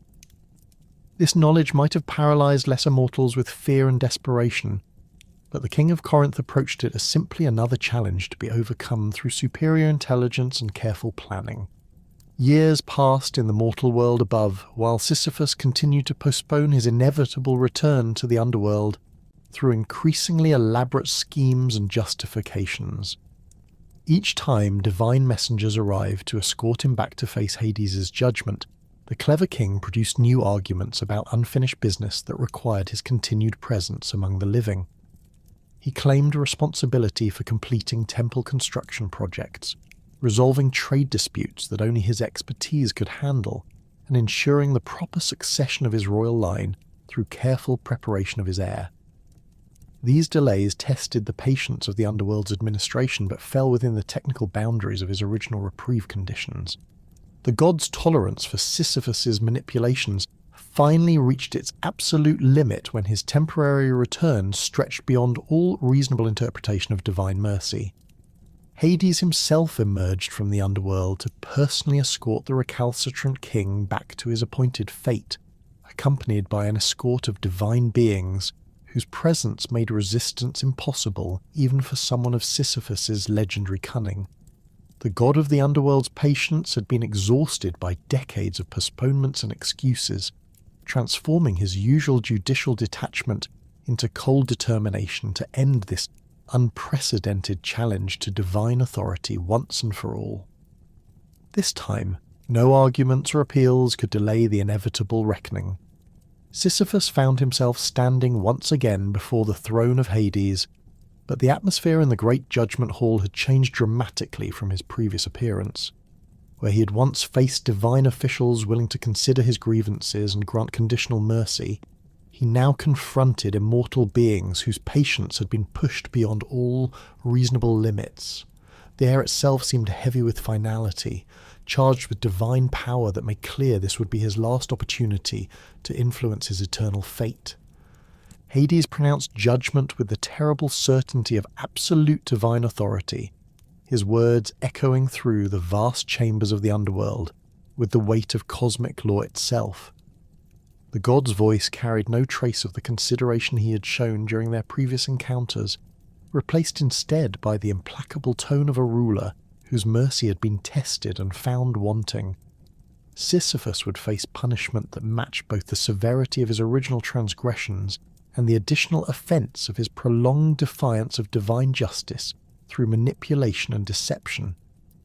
The sentence that Hades imposed reflected careful consideration of Sisyphus's particular character and the specific nature of his crimes against the cosmic order. Rather than assigning him to one of the standard regions of punishment that awaited most transgressing souls, the god of the underworld designed a custom torment that would address the fundamental arrogance and cleverness that had defined the king's mortal existence. This punishment would continue for eternity, providing constant reminder of the futility of mortal attempts to outwit divine authority, while serving as warning to other souls who might be tempted to similar hubris. The physical components of Sisyphus's eternal punishment were deceptively simple in their basic elements, but infinitely complex in their psychological and metaphysical implications. He would be required to push an enormous boulder up the steep slope of a mountain in the underworld, a task that appeared straightforward enough to be accomplished through determination and physical effort. The stone itself measured roughly 8 feet in diameter, carved from granite so dense and heavy that moving it required every ounce of strength that Sisyphus's soul could muster, even enhanced as it was by the strange physics that governed existence in the realm of the dead. The mountain chosen for this eternal labour rose from the floor of a vast plain in one of the underworld's more desolate regions, its slopes composed of loose scree and crumbling rock that provided treacherous footing for anyone attempting to climb its face. The peak stood approximately 3,000 feet above the surrounding terrain, high enough that the summit remained barely visible from the base, even in the strange perpetual twilight that illuminated this portion of Hades's domain. The mountain's sides showed evidence of constant geological instability, with frequent rock slides and shifting surfaces that made every step a calculated risk requiring careful attention and precise placement. The boulder itself had been specially prepared for its role in this eternal punishment, its surface polished to a smoothness that made gripping it extremely difficult, while its weight distributed in ways that created constant instability during transport. The stone's composition included minerals that absorbed heat from contact with Sisyphus's hands, growing progressively hotter the longer he maintained his grip while never becoming quite hot enough to force him to release it entirely. This thermal property added another layer of torment to the physical challenge of moving such a massive object up an unstable slope. The true genius of this punishment lay not in its physical demands but in its psychological structure, designed to exploit the specific character traits that had defined Sisyphus throughout his mortal existence.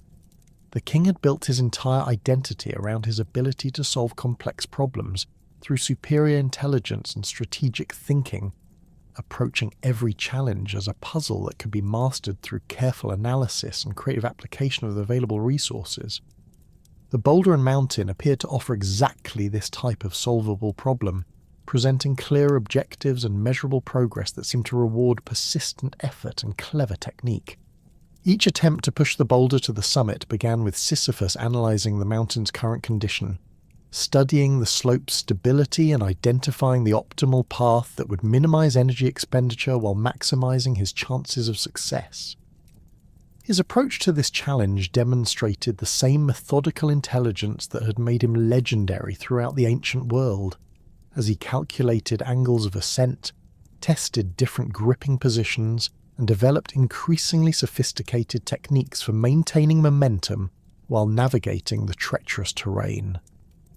The initial stages of each ascent proceeded according to Sisyphus's careful planning, with the boulder responding to his efforts in ways that confirmed his strategic analysis and encouraged continued application of his chosen approach. The stone moved steadily up the mountain's lower slopes, following paths that he had selected based on geological observation and previous experience with similar attempts. His progress during these early phases validated his belief that intelligence and persistence could overcome even this seemingly impossible challenge, reinforcing the confidence that had sustained him through countless previous obstacles. The physical demands of moving the boulder required Sisyphus to draw upon reserves of strength and endurance that pushed his soul's capabilities to their absolute limits. His hands, pressed against the stone's smooth surface, developed calluses that formed and reformed in endless cycles as the boulder's heat alternately burned and numbed his flesh. His shoulders and back strained against the massive weight, muscles adapting to loads that would have crushed his mortal body, but which his soul could somehow bear through sheer determination and divine enhancement of his spiritual form. The mountain's unstable surface created constant challenges that required split-second adjustments to maintain both his balance and the boulder's momentum. Loose rock shifted beneath his feet without warning, forcing him to redistribute his weight while maintaining pressure against the stone to prevent it from rolling backward down the slope. The scree that covered much of the mountain's face provided uncertain footing that tested his ability to predict which surfaces would support his weight and which would give way at crucial moments during the ascent. As Sisyphus progressed higher up the mountain's face, the challenges multiplied in ways that tested not only his physical capabilities, but also his mental resilience and strategic thinking. The air grew thinner despite the underworld's supernatural atmosphere, making each breath a conscious effort that competed with his concentration on the boulder's movement. The slope's angle increased dramatically in the mountain's upper reaches, requiring him to push the stone at increasingly acute angles that strained his ability to maintain effective leverage, while preventing the massive weight from overwhelming his control. The psychological impact of approaching the summit created its own form of torment that complemented the physical demands of the task itself. Each successful ascent brought Sisyphus tantalizingly close to achieving his objective, with the mountain's peak growing larger and more detailed as he pushed the boulder through the final stages of its upward journey. Hope began to build within him as the end of his labours appeared within reach, creating emotional investment in success that made the prospect of failure increasingly unbearable to contemplate. The summit itself remained clearly visible during the final portion of each ascent, a relatively flat area of solid rock that promised stable ground where the boulder could finally rest, without danger of rolling back down the mountain's treacherous slopes. Sisyphus could see exactly where he needed to place the stone to complete his task, visualizing the moment of triumph when his eternal punishment would finally end through successful completion of the challenge that Hades had set before him. This proximity to success intensified his efforts, while simultaneously increasing the psychological pressure that accompanied each step toward his goal. The cruel genius of his punishment revealed itself in these final moments of each attempt, when success appeared certain and failure seemed impossible given the progress he had already achieved. The mountain's peak drew closer with each laborious push, the boulder responding to his efforts with the steady upward movement that had characterized the entire ascent. Sisyphus's confidence grew as he approached the summit, his strategic mind already planning how he would maneuver the stone onto the stable platform that would mark the end of his eternal torment. Then, invariably, at the precise moment when success seemed assured and the summit lay within his grasp, the boulder would slip from his control through some combination of circumstances that appeared both random and inevitable. A piece of loose rock might shift beneath his feet, destroying his leverage at the crucial instant when the stone's weight exceeded his ability to control its movement. The boulder's smooth surface might become too hot or too slippery to maintain his grip, causing his hands to lose their purchase just as he prepared to make the final push onto the summit's level ground. The stone's return journey to the mountain's base unfolded with terrifying speed and unstoppable momentum, gathering velocity as it bounced and rolled down the slopes that Sisyphus had so laboriously climbed. The boulder carved new paths of destruction through the loose scree, triggering rock slides that further altered the mountain's surface and created fresh obstacles for future attempts. Within moments, all the progress that had required hours or days of exhausting effort was completely erased, leaving Sisyphus alone on the mountainside to watch his work disappear into the plain below. The sound of the boulder's descent echoed across the underworld's vast spaces with the finality of absolute defeat, each impact against the mountain's rocky face marking another stage in the complete undoing of Sisyphus's laborious progress. The noise continued long after the stone had reached its final resting place at the mountain's base, reverberating through the caverns and valleys of Hades' domain as if the entire realm were mocking the futility of his efforts.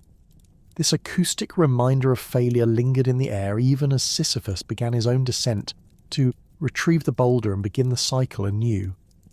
The cyclical nature of this punishment reflected ancient Greek concepts of time and fate that viewed existence as an endless series of repetitions rather than linear progression toward ultimate goals.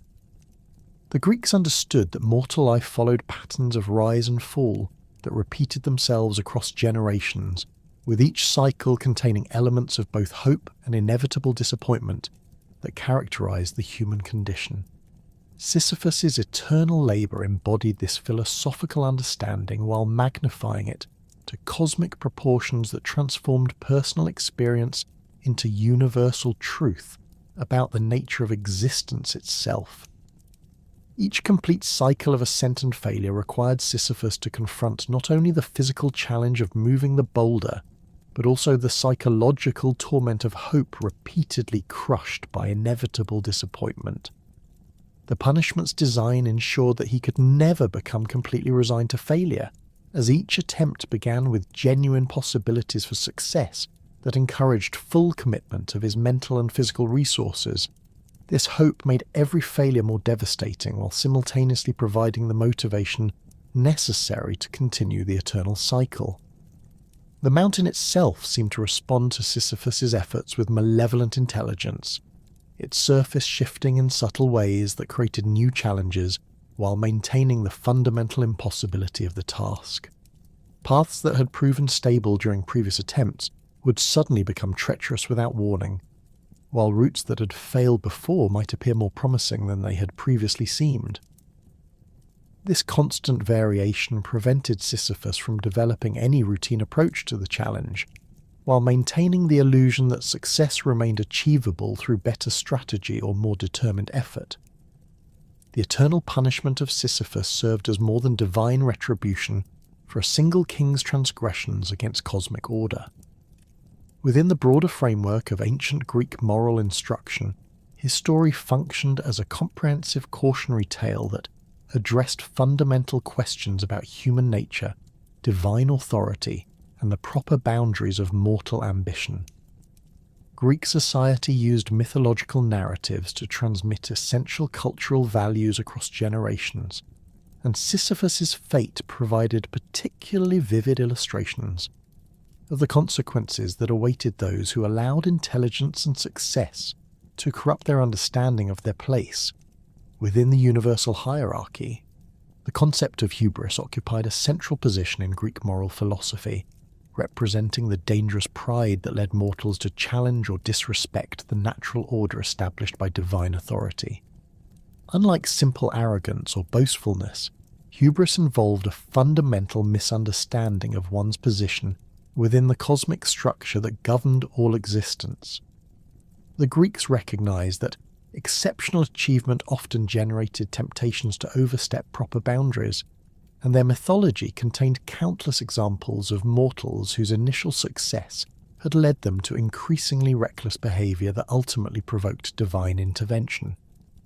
Sisyphus embodied this progression from legitimate accomplishment to dangerous overreach in ways that made his story particularly instructive for ancient audiences.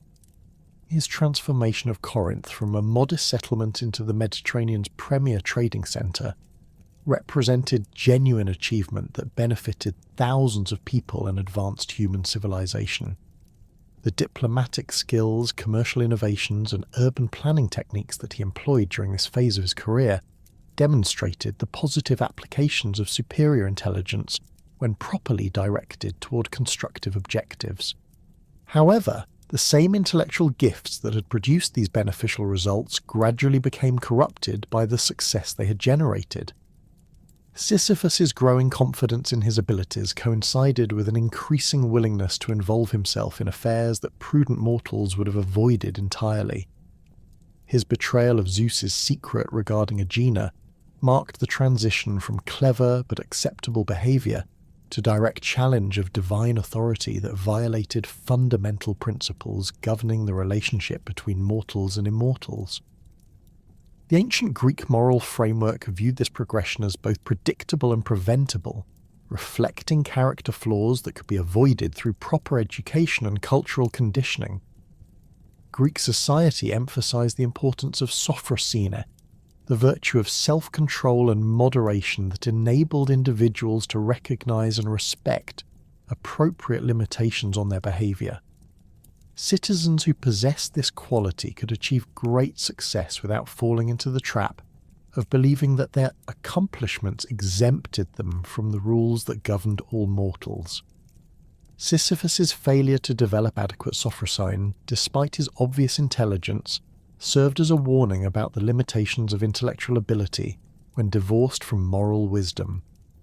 The Greeks understood that cleverness without ethical grounding could become destructive to both individuals and society, leading to the kind of manipulative behavior that Sisyphus demonstrated in his dealings with gods and mortals alike. His story illustrated how technical competence in problem-solving could not substitute for the deeper wisdom that came from understanding one's proper role within the larger cosmic order. The religious dimensions of Sisyphus's transgressions reflected ancient Greek beliefs about the fundamental importance of maintaining proper relationships with divine powers. The gods were not viewed as distant, abstract forces, but as active participants in human affairs who demanded recognition and respect from mortals who benefited from their protection and guidance. Violations of divine prerogatives, such as Sisyphus's imprisonment of Thanatos, or his manipulation of sacred customs surrounding death and burial, represented serious threats to the stability of the entire cosmic system. Greek religious practice emphasized reciprocity between mortals and immortals, with humans offering sacrifices, prayers, and proper observance of religious festivals in exchange for divine protection and blessing. This relationship required mortals to acknowledge their dependence on divine favour, while recognizing that such favour could be withdrawn if they failed to fulfill their obligations or overstepped appropriate boundaries. Sisyphus's story demonstrated the catastrophic consequences that could result from treating the gods as obstacles to be overcome rather than powers to be respected and propitiated.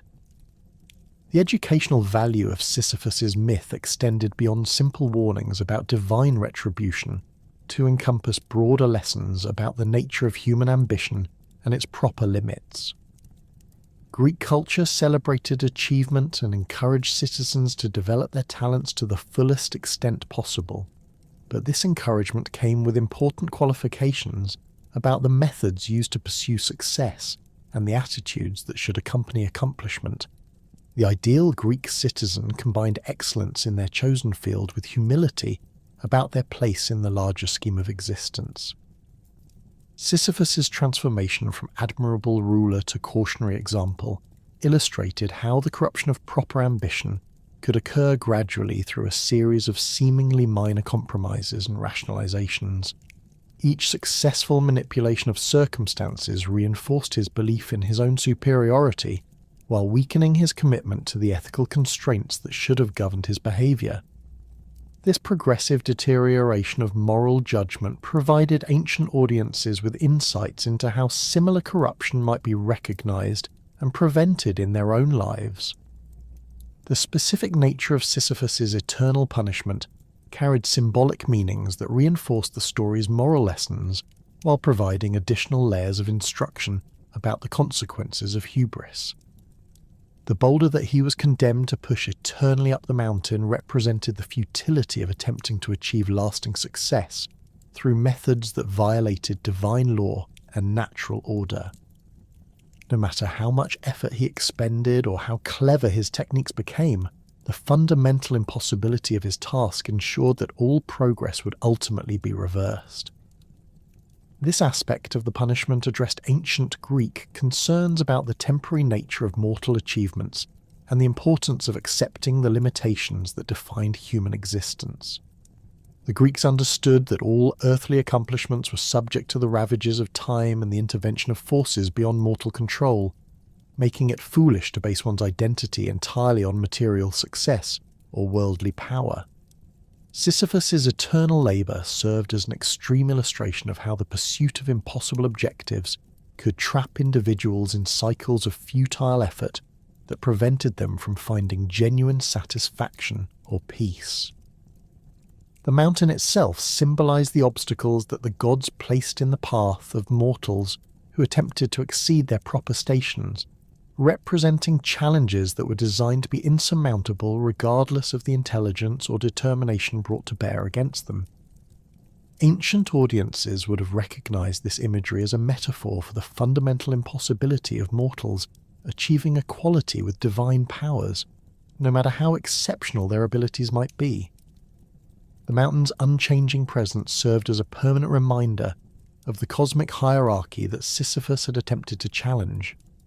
The cyclical nature of the punishment reflected Greek philosophical concepts about the repetitive patterns that characterized both individual lives and historical development. The Greeks observed that human behavior followed predictable cycles of success and failure, with each generation repeating the mistakes of their predecessors, despite having access to the wisdom contained in traditional stories and cultural teachings. Sisyphus's eternal repetition of the same futile task embodied this cyclical understanding, while suggesting that escape from such patterns required fundamental changes in attitude and behaviour, rather than merely improved technique. Greek educators use the story of Sisyphus to illustrate the importance of accepting divine will and recognizing the limits of mortal agency in shaping one's fate. While the culture encouraged individuals to develop their talents and pursue legitimate objectives with determination and skill, it also emphasized that ultimate success depended on divine favor that could not be compelled through cleverness or manipulation. The proper response to setbacks and limitations was patient acceptance, combined with continued effort within appropriate boundaries, rather than increasingly desperate attempts to overcome fundamental constraints. The contrast between Sisyphus's earthly success and his eternal punishment highlighted the temporary nature of worldly achievements and the permanent consequences of moral choices. His transformation of Corinth and his reputation for cleverness had made him famous throughout the ancient world during his lifetime, but these accomplishments provided no protection against divine justice once he had violated the fundamental principles that governed relationships between mortals and gods. This aspect of the story reinforced Greek teachings about the importance of maintaining proper priorities and avoiding the temptation to sacrifice long-term spiritual welfare for short-term material gains. Ancient Greek society used Sisyphus's story to reinforce cultural values about the proper treatment of guests, suppliants, and other vulnerable individuals who depended on the protection of divine law. His violations of hospitality customs and his manipulation of sacred traditions surrounding death and burial represented serious breaches of social contracts that extended beyond mere legal obligations to encompass fundamental moral principles. The gods' intervention to punish these transgressions demonstrated their commitment to protecting the vulnerable and maintaining the ethical standards that made civilized society possible. The educational impact of Sisyphus's myth was enhanced by its psychological realism in depicting how intelligent individuals could gradually corrupt their own judgment through repeated successes that reinforced dangerous patterns of thinking. Ancient audiences could recognize similar tendencies in their own lives, or in the behavior of prominent citizens whose achievements had led them to increasingly arrogant and manipulative behavior. The story provided a framework for understanding how such corruption developed and suggested the importance of maintaining ethical constraints, even when circumstances seemed to reward their violation. Greek moral instruction emphasized that true wisdom involved understanding not only how to achieve one's objectives, but also which objectives were worth pursuing and which methods were acceptable for their pursuit. Sisyphus possessed exceptional intelligence and remarkable skill in problem-solving, but he lacked the moral wisdom necessary to use these gifts appropriately. His story illustrated the inadequacy of technical competence when divorced from ethical understanding, demonstrating that cleverness without virtue could become more dangerous than simple incompetence. The role of fate in Sisyphus's story provided ancient audiences with instruction about the proper attitude towards circumstances beyond mortal control. Greek culture acknowledged that individuals possess significant agency in shaping their lives through their choices and actions, but it also recognized that ultimate outcomes depended on divine will and cosmic forces that could not be manipulated or controlled. The attempt to outsmart fate itself, as Sisyphus had done through his various schemes to avoid death, represented the ultimate expression of hubris that inevitably provoked divine correction. Ancient Greek society understood that the fear of death and the desire for immortality were natural human impulses that could lead to both noble and destructive behavior depending on how they were channeled. Heroes who achieved immortal fame through courageous actions in service of their communities represented the positive application of these impulses, while figures like Sisyphus demonstrated how the same desires could corrupt individuals who pursued them through inappropriate means. The contrast between these different approaches to mortality provided important lessons about the values that should guide human behavior when confronting fundamental limitations of the human condition. The figure of Sisyphus captured the imagination of ancient writers and artists long before his punishment became the philosophical symbol that modern audiences recognise today. His earliest appearances in classical literature established him not merely as a cautionary tale about divine retribution, but as a complex character whose intelligence and audacity made him both admirable and terrifying to ancient Greek audiences. These early literary treatments shaped how subsequent generations understood his story, creating layers of interpretation that accumulated over centuries of retelling and artistic representation. Homer's Odyssey contains the most famous ancient reference to Sisyphus, though the brief passage in Book 11 focuses entirely on his eternal punishment, rather than the events that led to his condemnation. When Odysseus descends into the underworld during his epic journey home from Troy, he encounters the former king of Corinth engaged in his futile labour, pushing the massive boulder up the mountain slope with tremendous effort. Homer's description emphasises the physical intensity of the punishment, detailing how Sisyphus strained against the stone with his entire body, sweat streaming from his limbs as he drove the boulder upward through sheer determination and desperate hope. The Homeric account presents Sisyphus as a figure of both pity and awe, someone whose suffering commands sympathy, while his persistence in the face of impossible odds demonstrates a kind of heroic endurance.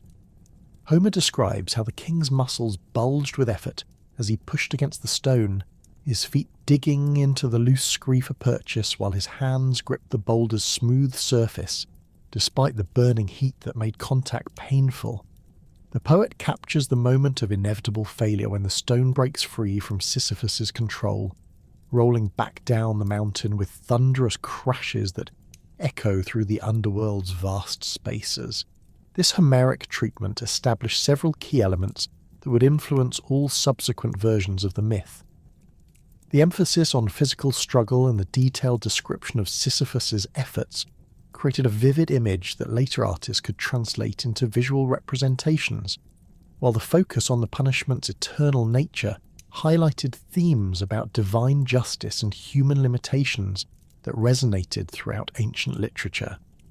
Homer's decision to include Sisyphus among the notable figures that Odysseus encounters in the underworld also established his importance within the broader framework of Greek mythology, placing him alongside other legendary transgressors like Tantalus and Ixion. The lost epic poems of the Archaic period, known to us primarily through fragments and later references, provided much more detailed accounts of Sisyphus's earthly career and the specific actions that led to his divine punishment.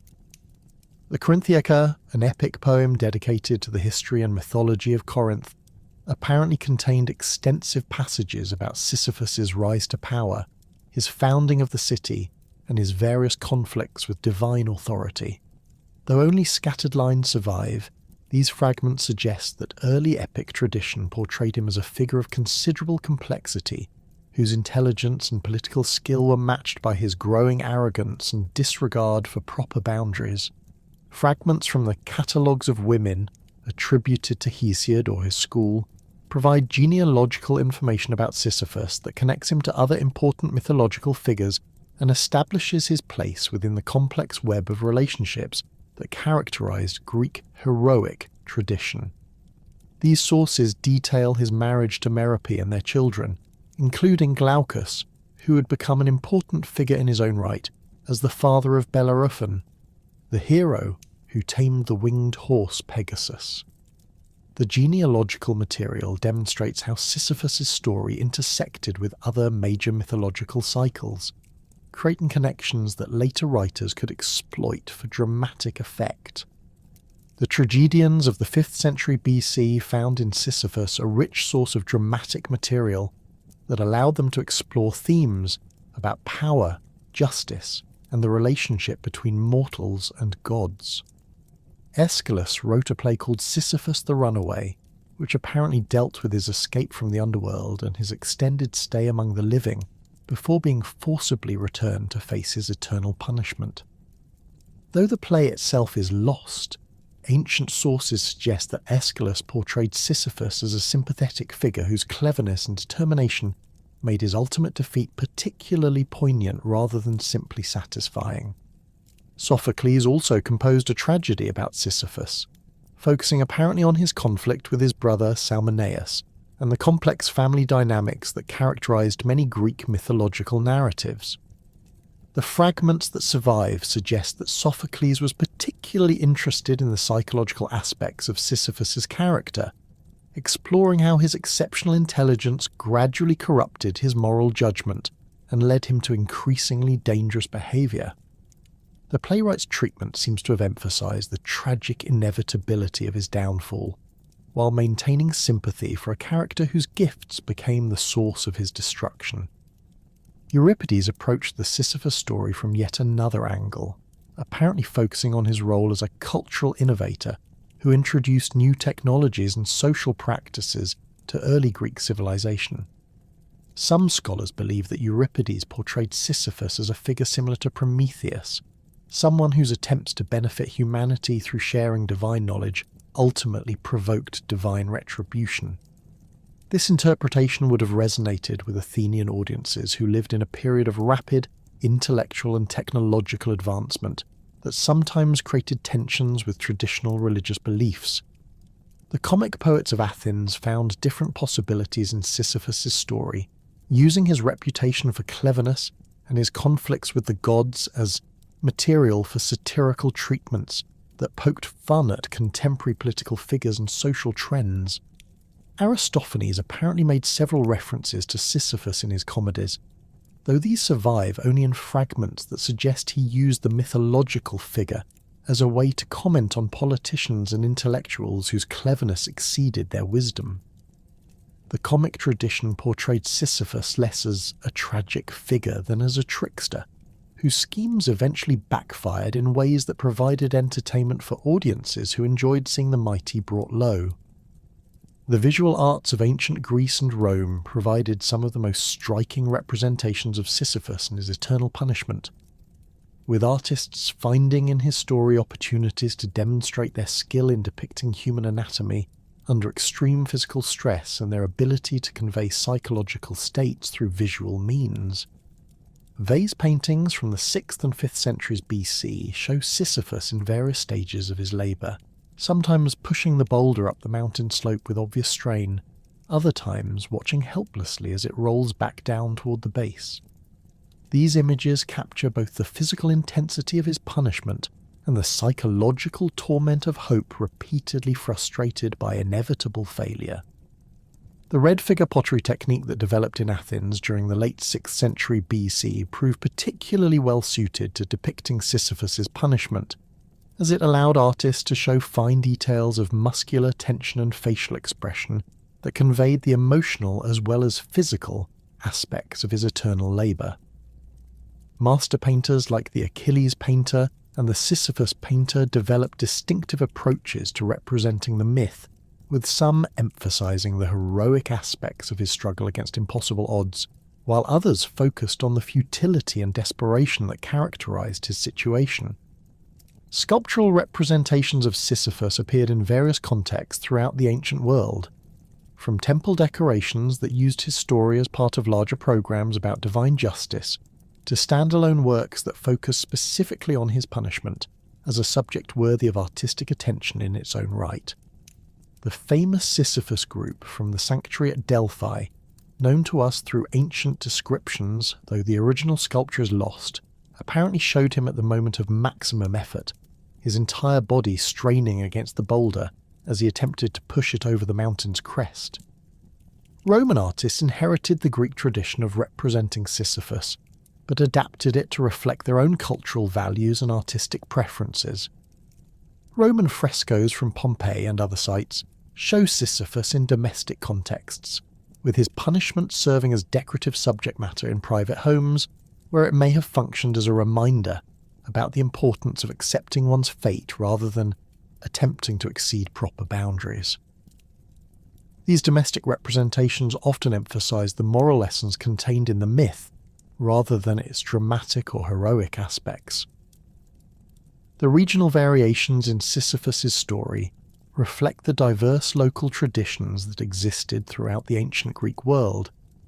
with different cities and regions developing their own versions of his myth that emphasized aspects of particular relevance to their own histories and cultural values. In Corinth itself, where Sisyphus was remembered as the city's founder and greatest king, local traditions tended to emphasize his positive achievements and portray his conflicts with the gods as resulting from his excessive loyalty to his city and its people, rather than simple arrogance or impiety. Corinthian coins from the classical and Hellenistic periods often featured images related to Sisyphus, including representations of the Pegasus that was associated with his grandson Bellerophon, and symbols of the commercial prosperity that he had brought to the city through his innovations in trade and diplomacy. These numismatic representations suggest that Corinthians maintained pride in their legendary founder, despite his ultimate fate, viewing his punishment as the price of his exceptional achievements rather than evidence of fundamental character flaws. Other regions developed different emphases in their versions of the Sisyphus story, often connecting him to local landmarks or historical events that gave his myth particular relevance to their own communities.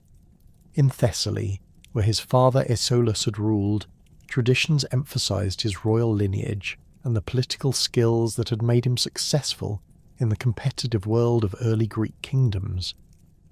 These northern versions of the myth often portrayed his conflicts with the gods as resulting from political necessity rather than personal hubris, presenting him as a ruler who had been forced to make difficult choices in order to protect his people's interests. The island communities of the Aegean developed their own traditions about Sisyphus that reflected their maritime culture and their dependence on trade relationships that connected distant regions. These island versions often emphasized his role as a patron of merchants and sailors, someone whose intelligence and diplomatic skill had made safe passage possible for traders who carried goods between the scattered communities of the Greek world. His punishment was sometimes interpreted as divine jealousy of his success in creating prosperity through peaceful means rather than the military conquest that the gods seemed to prefer. Roman authors who told the Sisyphus story brought their own cultural perspectives to bear on the ancient Greek material, often emphasizing aspects that resonated with Roman values and concerns, while maintaining the basic narrative structure that they inherited from Greek sources. Ovid's treatment of Sisyphus in the Metamorphoses focuses particularly on his cleverness and his ability to manipulate both divine and mortal authorities through superior intelligence and careful planning.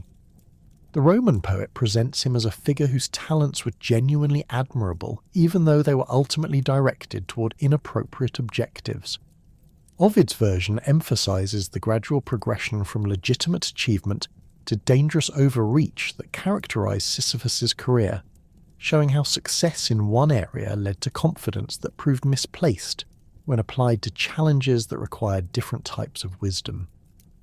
The Roman poet's psychological insight into character development reflects the sophisticated understanding of human motivation that characterized the best Latin literature, presenting Sisyphus as a recognizably human figure whose flaws and virtues existed in complex relationship to each other. The Roman historian Pliny the Elder includes references to Sisyphus in his natural history that treat him as a historical figure whose innovations in engineering and urban planning had practical applications for contemporary Roman builders and administrators. This rationalized approach to mythological material was characteristic of Roman intellectual culture, which sought to extract useful information from traditional stories while maintaining respect for their cultural and religious significance. Pliny's treatment suggests that educated Romans viewed Sisyphus as someone whose technical achievements deserved recognition, despite his ultimate fate. Seneca's philosophical writings use Sisyphus as an example of how human beings can find meaning and dignity, even in the most hopeless circumstances, developing themes that would later influence modern existentialist interpretations of the myth. The Roman Stoic philosopher was particularly interested in how individuals could maintain their humanity and moral integrity when faced with situations that seemed to offer no possibility of conventional success or happiness. His treatment of Sisyphus emphasizes the importance of accepting one's fate while continuing to act according to proper principles, regardless of external circumstances. The artistic traditions that developed around Sisyphus' story continued to evolve throughout the Roman period, with new techniques and materials allowing artists to explore different aspects of his myth and its meanings. Mosaic representations from throughout the Roman world show him in various contexts, sometimes as part of larger programs about mythological punishment that served educational purposes in public buildings, other times as decorative elements in private spaces where his story provided opportunities for reflection on philosophical themes about fate, effort, and acceptance. The artistic and literary legacy of Sisyphus underwent a profound transformation during the Renaissance, when humanist scholars and artists began to reinterpret ancient mythological figures through the lens of emerging philosophical and cultural movements that emphasized human dignity, individual achievement, and the nobility of struggle against adversity. The rediscovery of classical texts during the 14th and 15th centuries brought renewed attention to figures like Sisyphus, whose complex character and dramatic fate offered rich material for artists and thinkers who were developing new ways of understanding the relationship between human ambition and cosmic forces.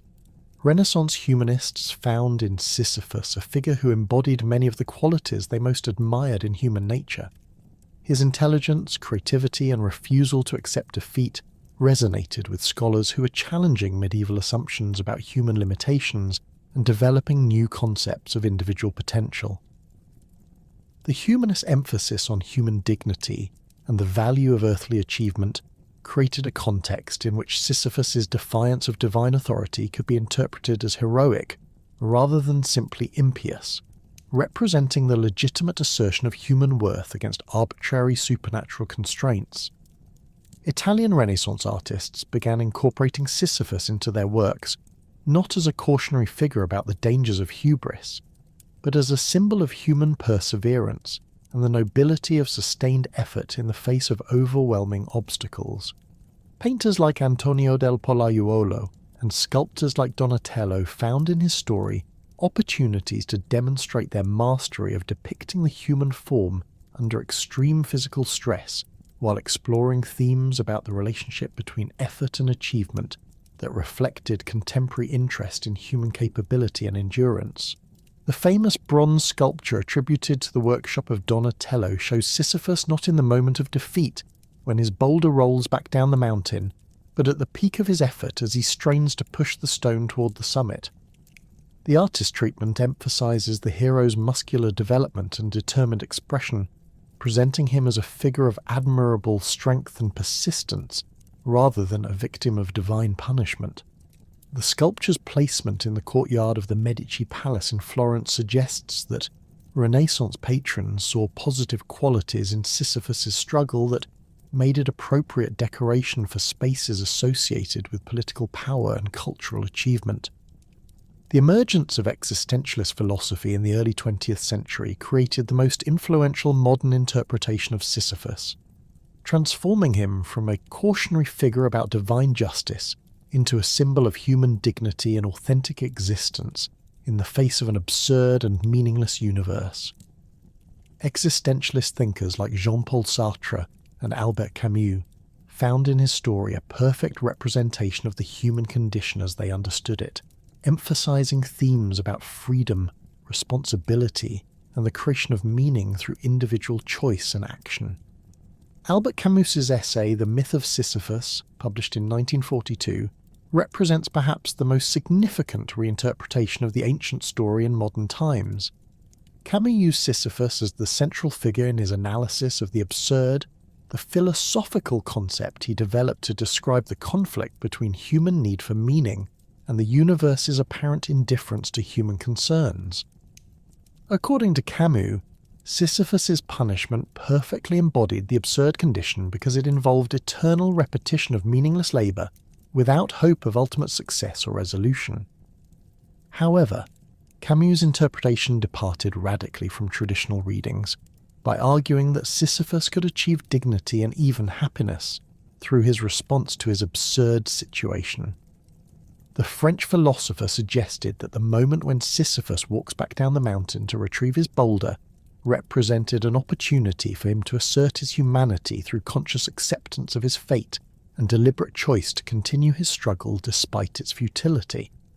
This interpretation transformed his punishment from divine victory over human hubris into human triumph over cosmic indifference.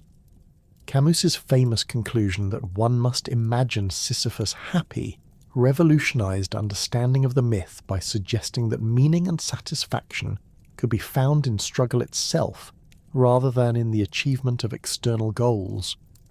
This reading connected Sisyphus's story to contemporary concerns about finding purpose and dignity in modern life, where traditional sources of meaning like religion and social hierarchy had lost much of their authority and convincing power for many individuals. The impact of Camus's interpretation extended far beyond academic philosophy to influence literature, art, and popular culture throughout the second half of the 20th century. Writers, filmmakers, and visual artists found in his existentialist reading of Sisyphus a powerful framework for exploring themes about individual responsibility, authentic existence, and the possibility of human dignity in circumstances that seem to offer little hope for conventional success or happiness.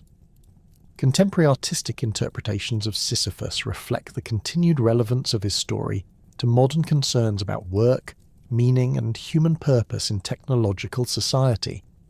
Video artists and installation creators have used his myth to comment on everything from corporate culture to environmental destruction, finding in his eternal repetition a metaphor for various forms of contemporary alienation and meaninglessness that characterize modern life.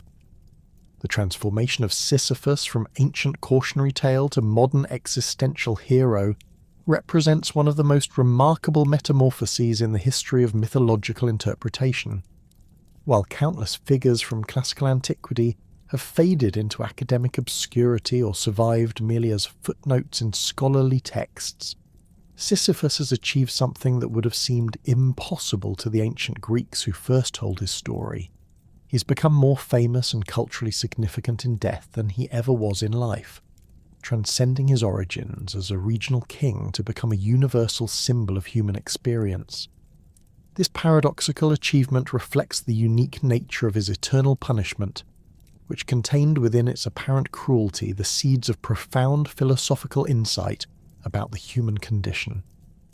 The ancient Greeks intended his story as a warning about the consequences of challenging divine authority, but the very elements that made his punishment so terrible also made it remarkably adaptable to different cultural contexts and philosophical frameworks. The boulder, the mountain, and the endless repetition created a mythological structure flexible enough to accommodate radically different interpretations while maintaining its essential dramatic power. The irony of Sisyphus achieving immortality through his punishment would not have been lost on the ancient Greeks, who understood that fame and remembrance represented the closest thing to true immortality that mortals could achieve.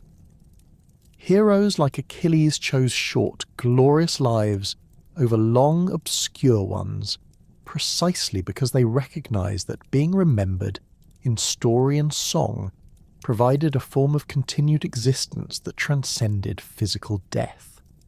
Sisyphus, through his clever schemes to avoid death, had sought literal immortality and failed, but his punishment granted him something even more valuable: eternal relevance to human experience across cultures and centuries. The enduring fascination with Sisyphus reveals fundamental aspects of human psychology that transcend historical and cultural boundaries. His intelligence, ambition, and refusal to accept limitations resonate with audiences who recognize similar qualities in themselves or in the societies they inhabit. The tension between his admirable achievements and his ultimate fate creates a complex emotional response that combines sympathy, admiration, and cautionary recognition of the dangers inherent in unchecked ambition. Modern audiences find particular relevance in Sisyphus's story because it addresses concerns that have become increasingly prominent in contemporary society. The repetitive nature of much modern work, the apparent meaninglessness of many social and economic systems, and the individual's struggle to find purpose and dignity in circumstances beyond their control all find expression in his eternal labour. His punishment serves as a perfect metaphor for the existential challenges that characterise modern life, where traditional sources of meaning have lost much of their authority, while new forms of alienation and repetition have emerged. The psychological realism of Sisyphus's character contributes significantly to his continued appeal. Unlike many mythological figures who embody single qualities or serve purely symbolic functions, he possesses the complexity and contradictions that characterize real human beings. His intelligence coexists with arrogance, his genuine achievements are balanced by serious moral failures, and his admirable persistence is complicated by the futility of his efforts.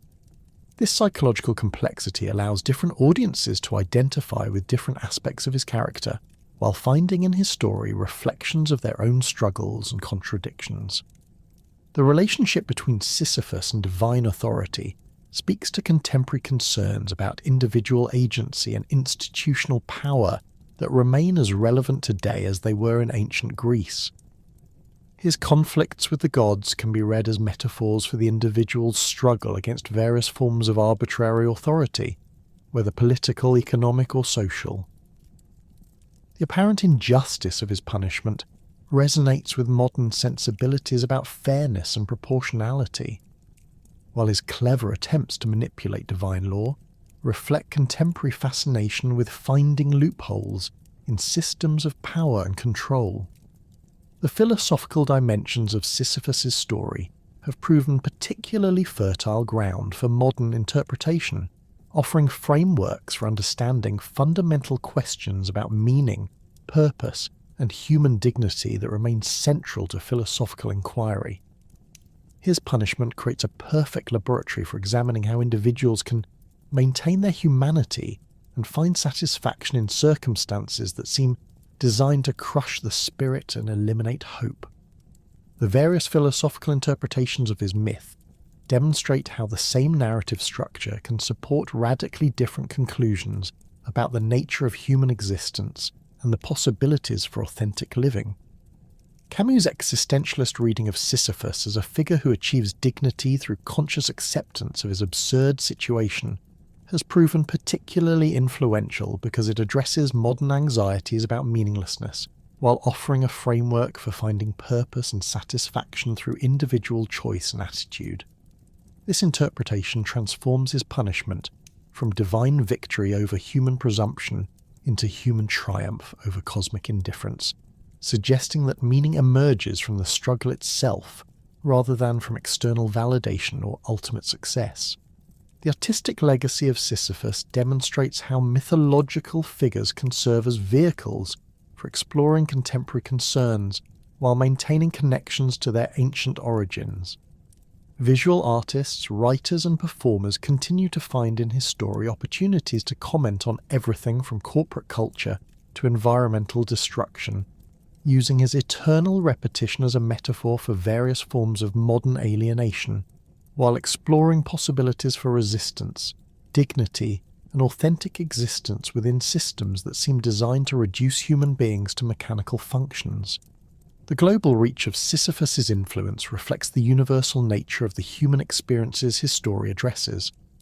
While his origins lie in ancient Greek culture, his punishment speaks to concerns about work, meaning, and individual agency that transcend cultural boundaries. Translations and adaptations of his myth have appeared in virtually every major literary tradition, with each culture finding ways to connect his ancient struggle to their own contemporary challenges and philosophical concerns. The educational value of Sisyphus's story continues to make it relevant in academic contexts, where it serves multiple functions as historical artifact, literary text, and philosophical case study.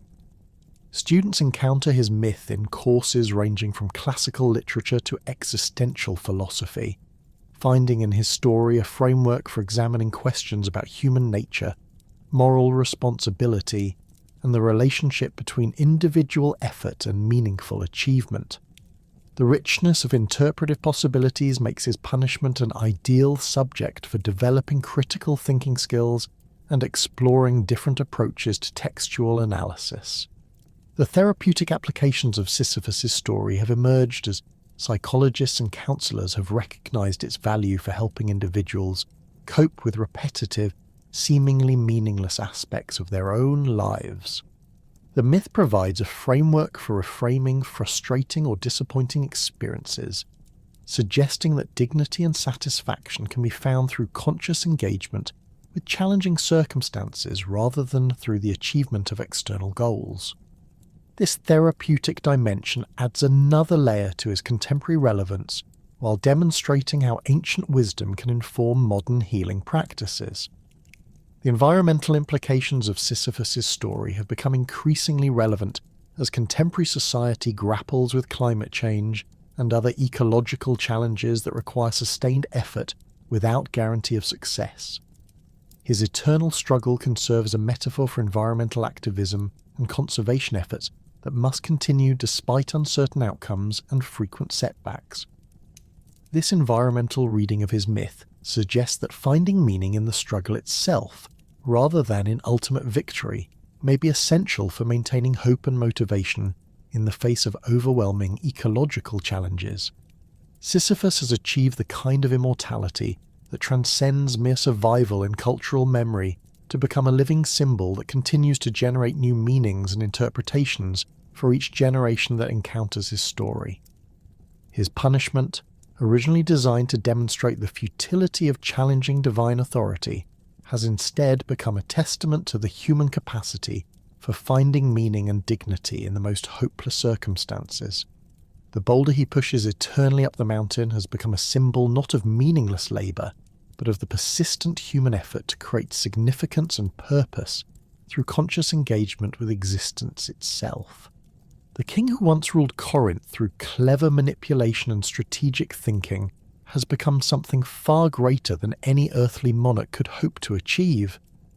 His eternal punishment has granted him a form of immortality that no amount of earthly success could have provided, making him more relevant to human experience today than he was to his contemporaries in ancient Greece. Through his endless struggle with the boulder and the mountain, Sisyphus has become a permanent fixture in human consciousness, a mythological figure whose story continues to illuminate the deepest questions about what it means to be human in a universe that often seems indifferent to human concerns and aspirations. In achieving this paradoxical immortality through punishment, Sisyphus embodies one of the most profound insights about human existence, that meaning and dignity emerge not from external circumstances, but from the conscious choices individuals make about how to respond to their situations. His eternal labour, intended as the ultimate expression of divine justice and human limitation, has instead become the ultimate expression of human resilience and the capacity to find purpose in struggle itself. The king who became immortal through his punishment continues to teach each new generation that the boulder may roll back down the mountain, but the choice of how to face that reality remains eternally human, eternally free, and eternally meaningful.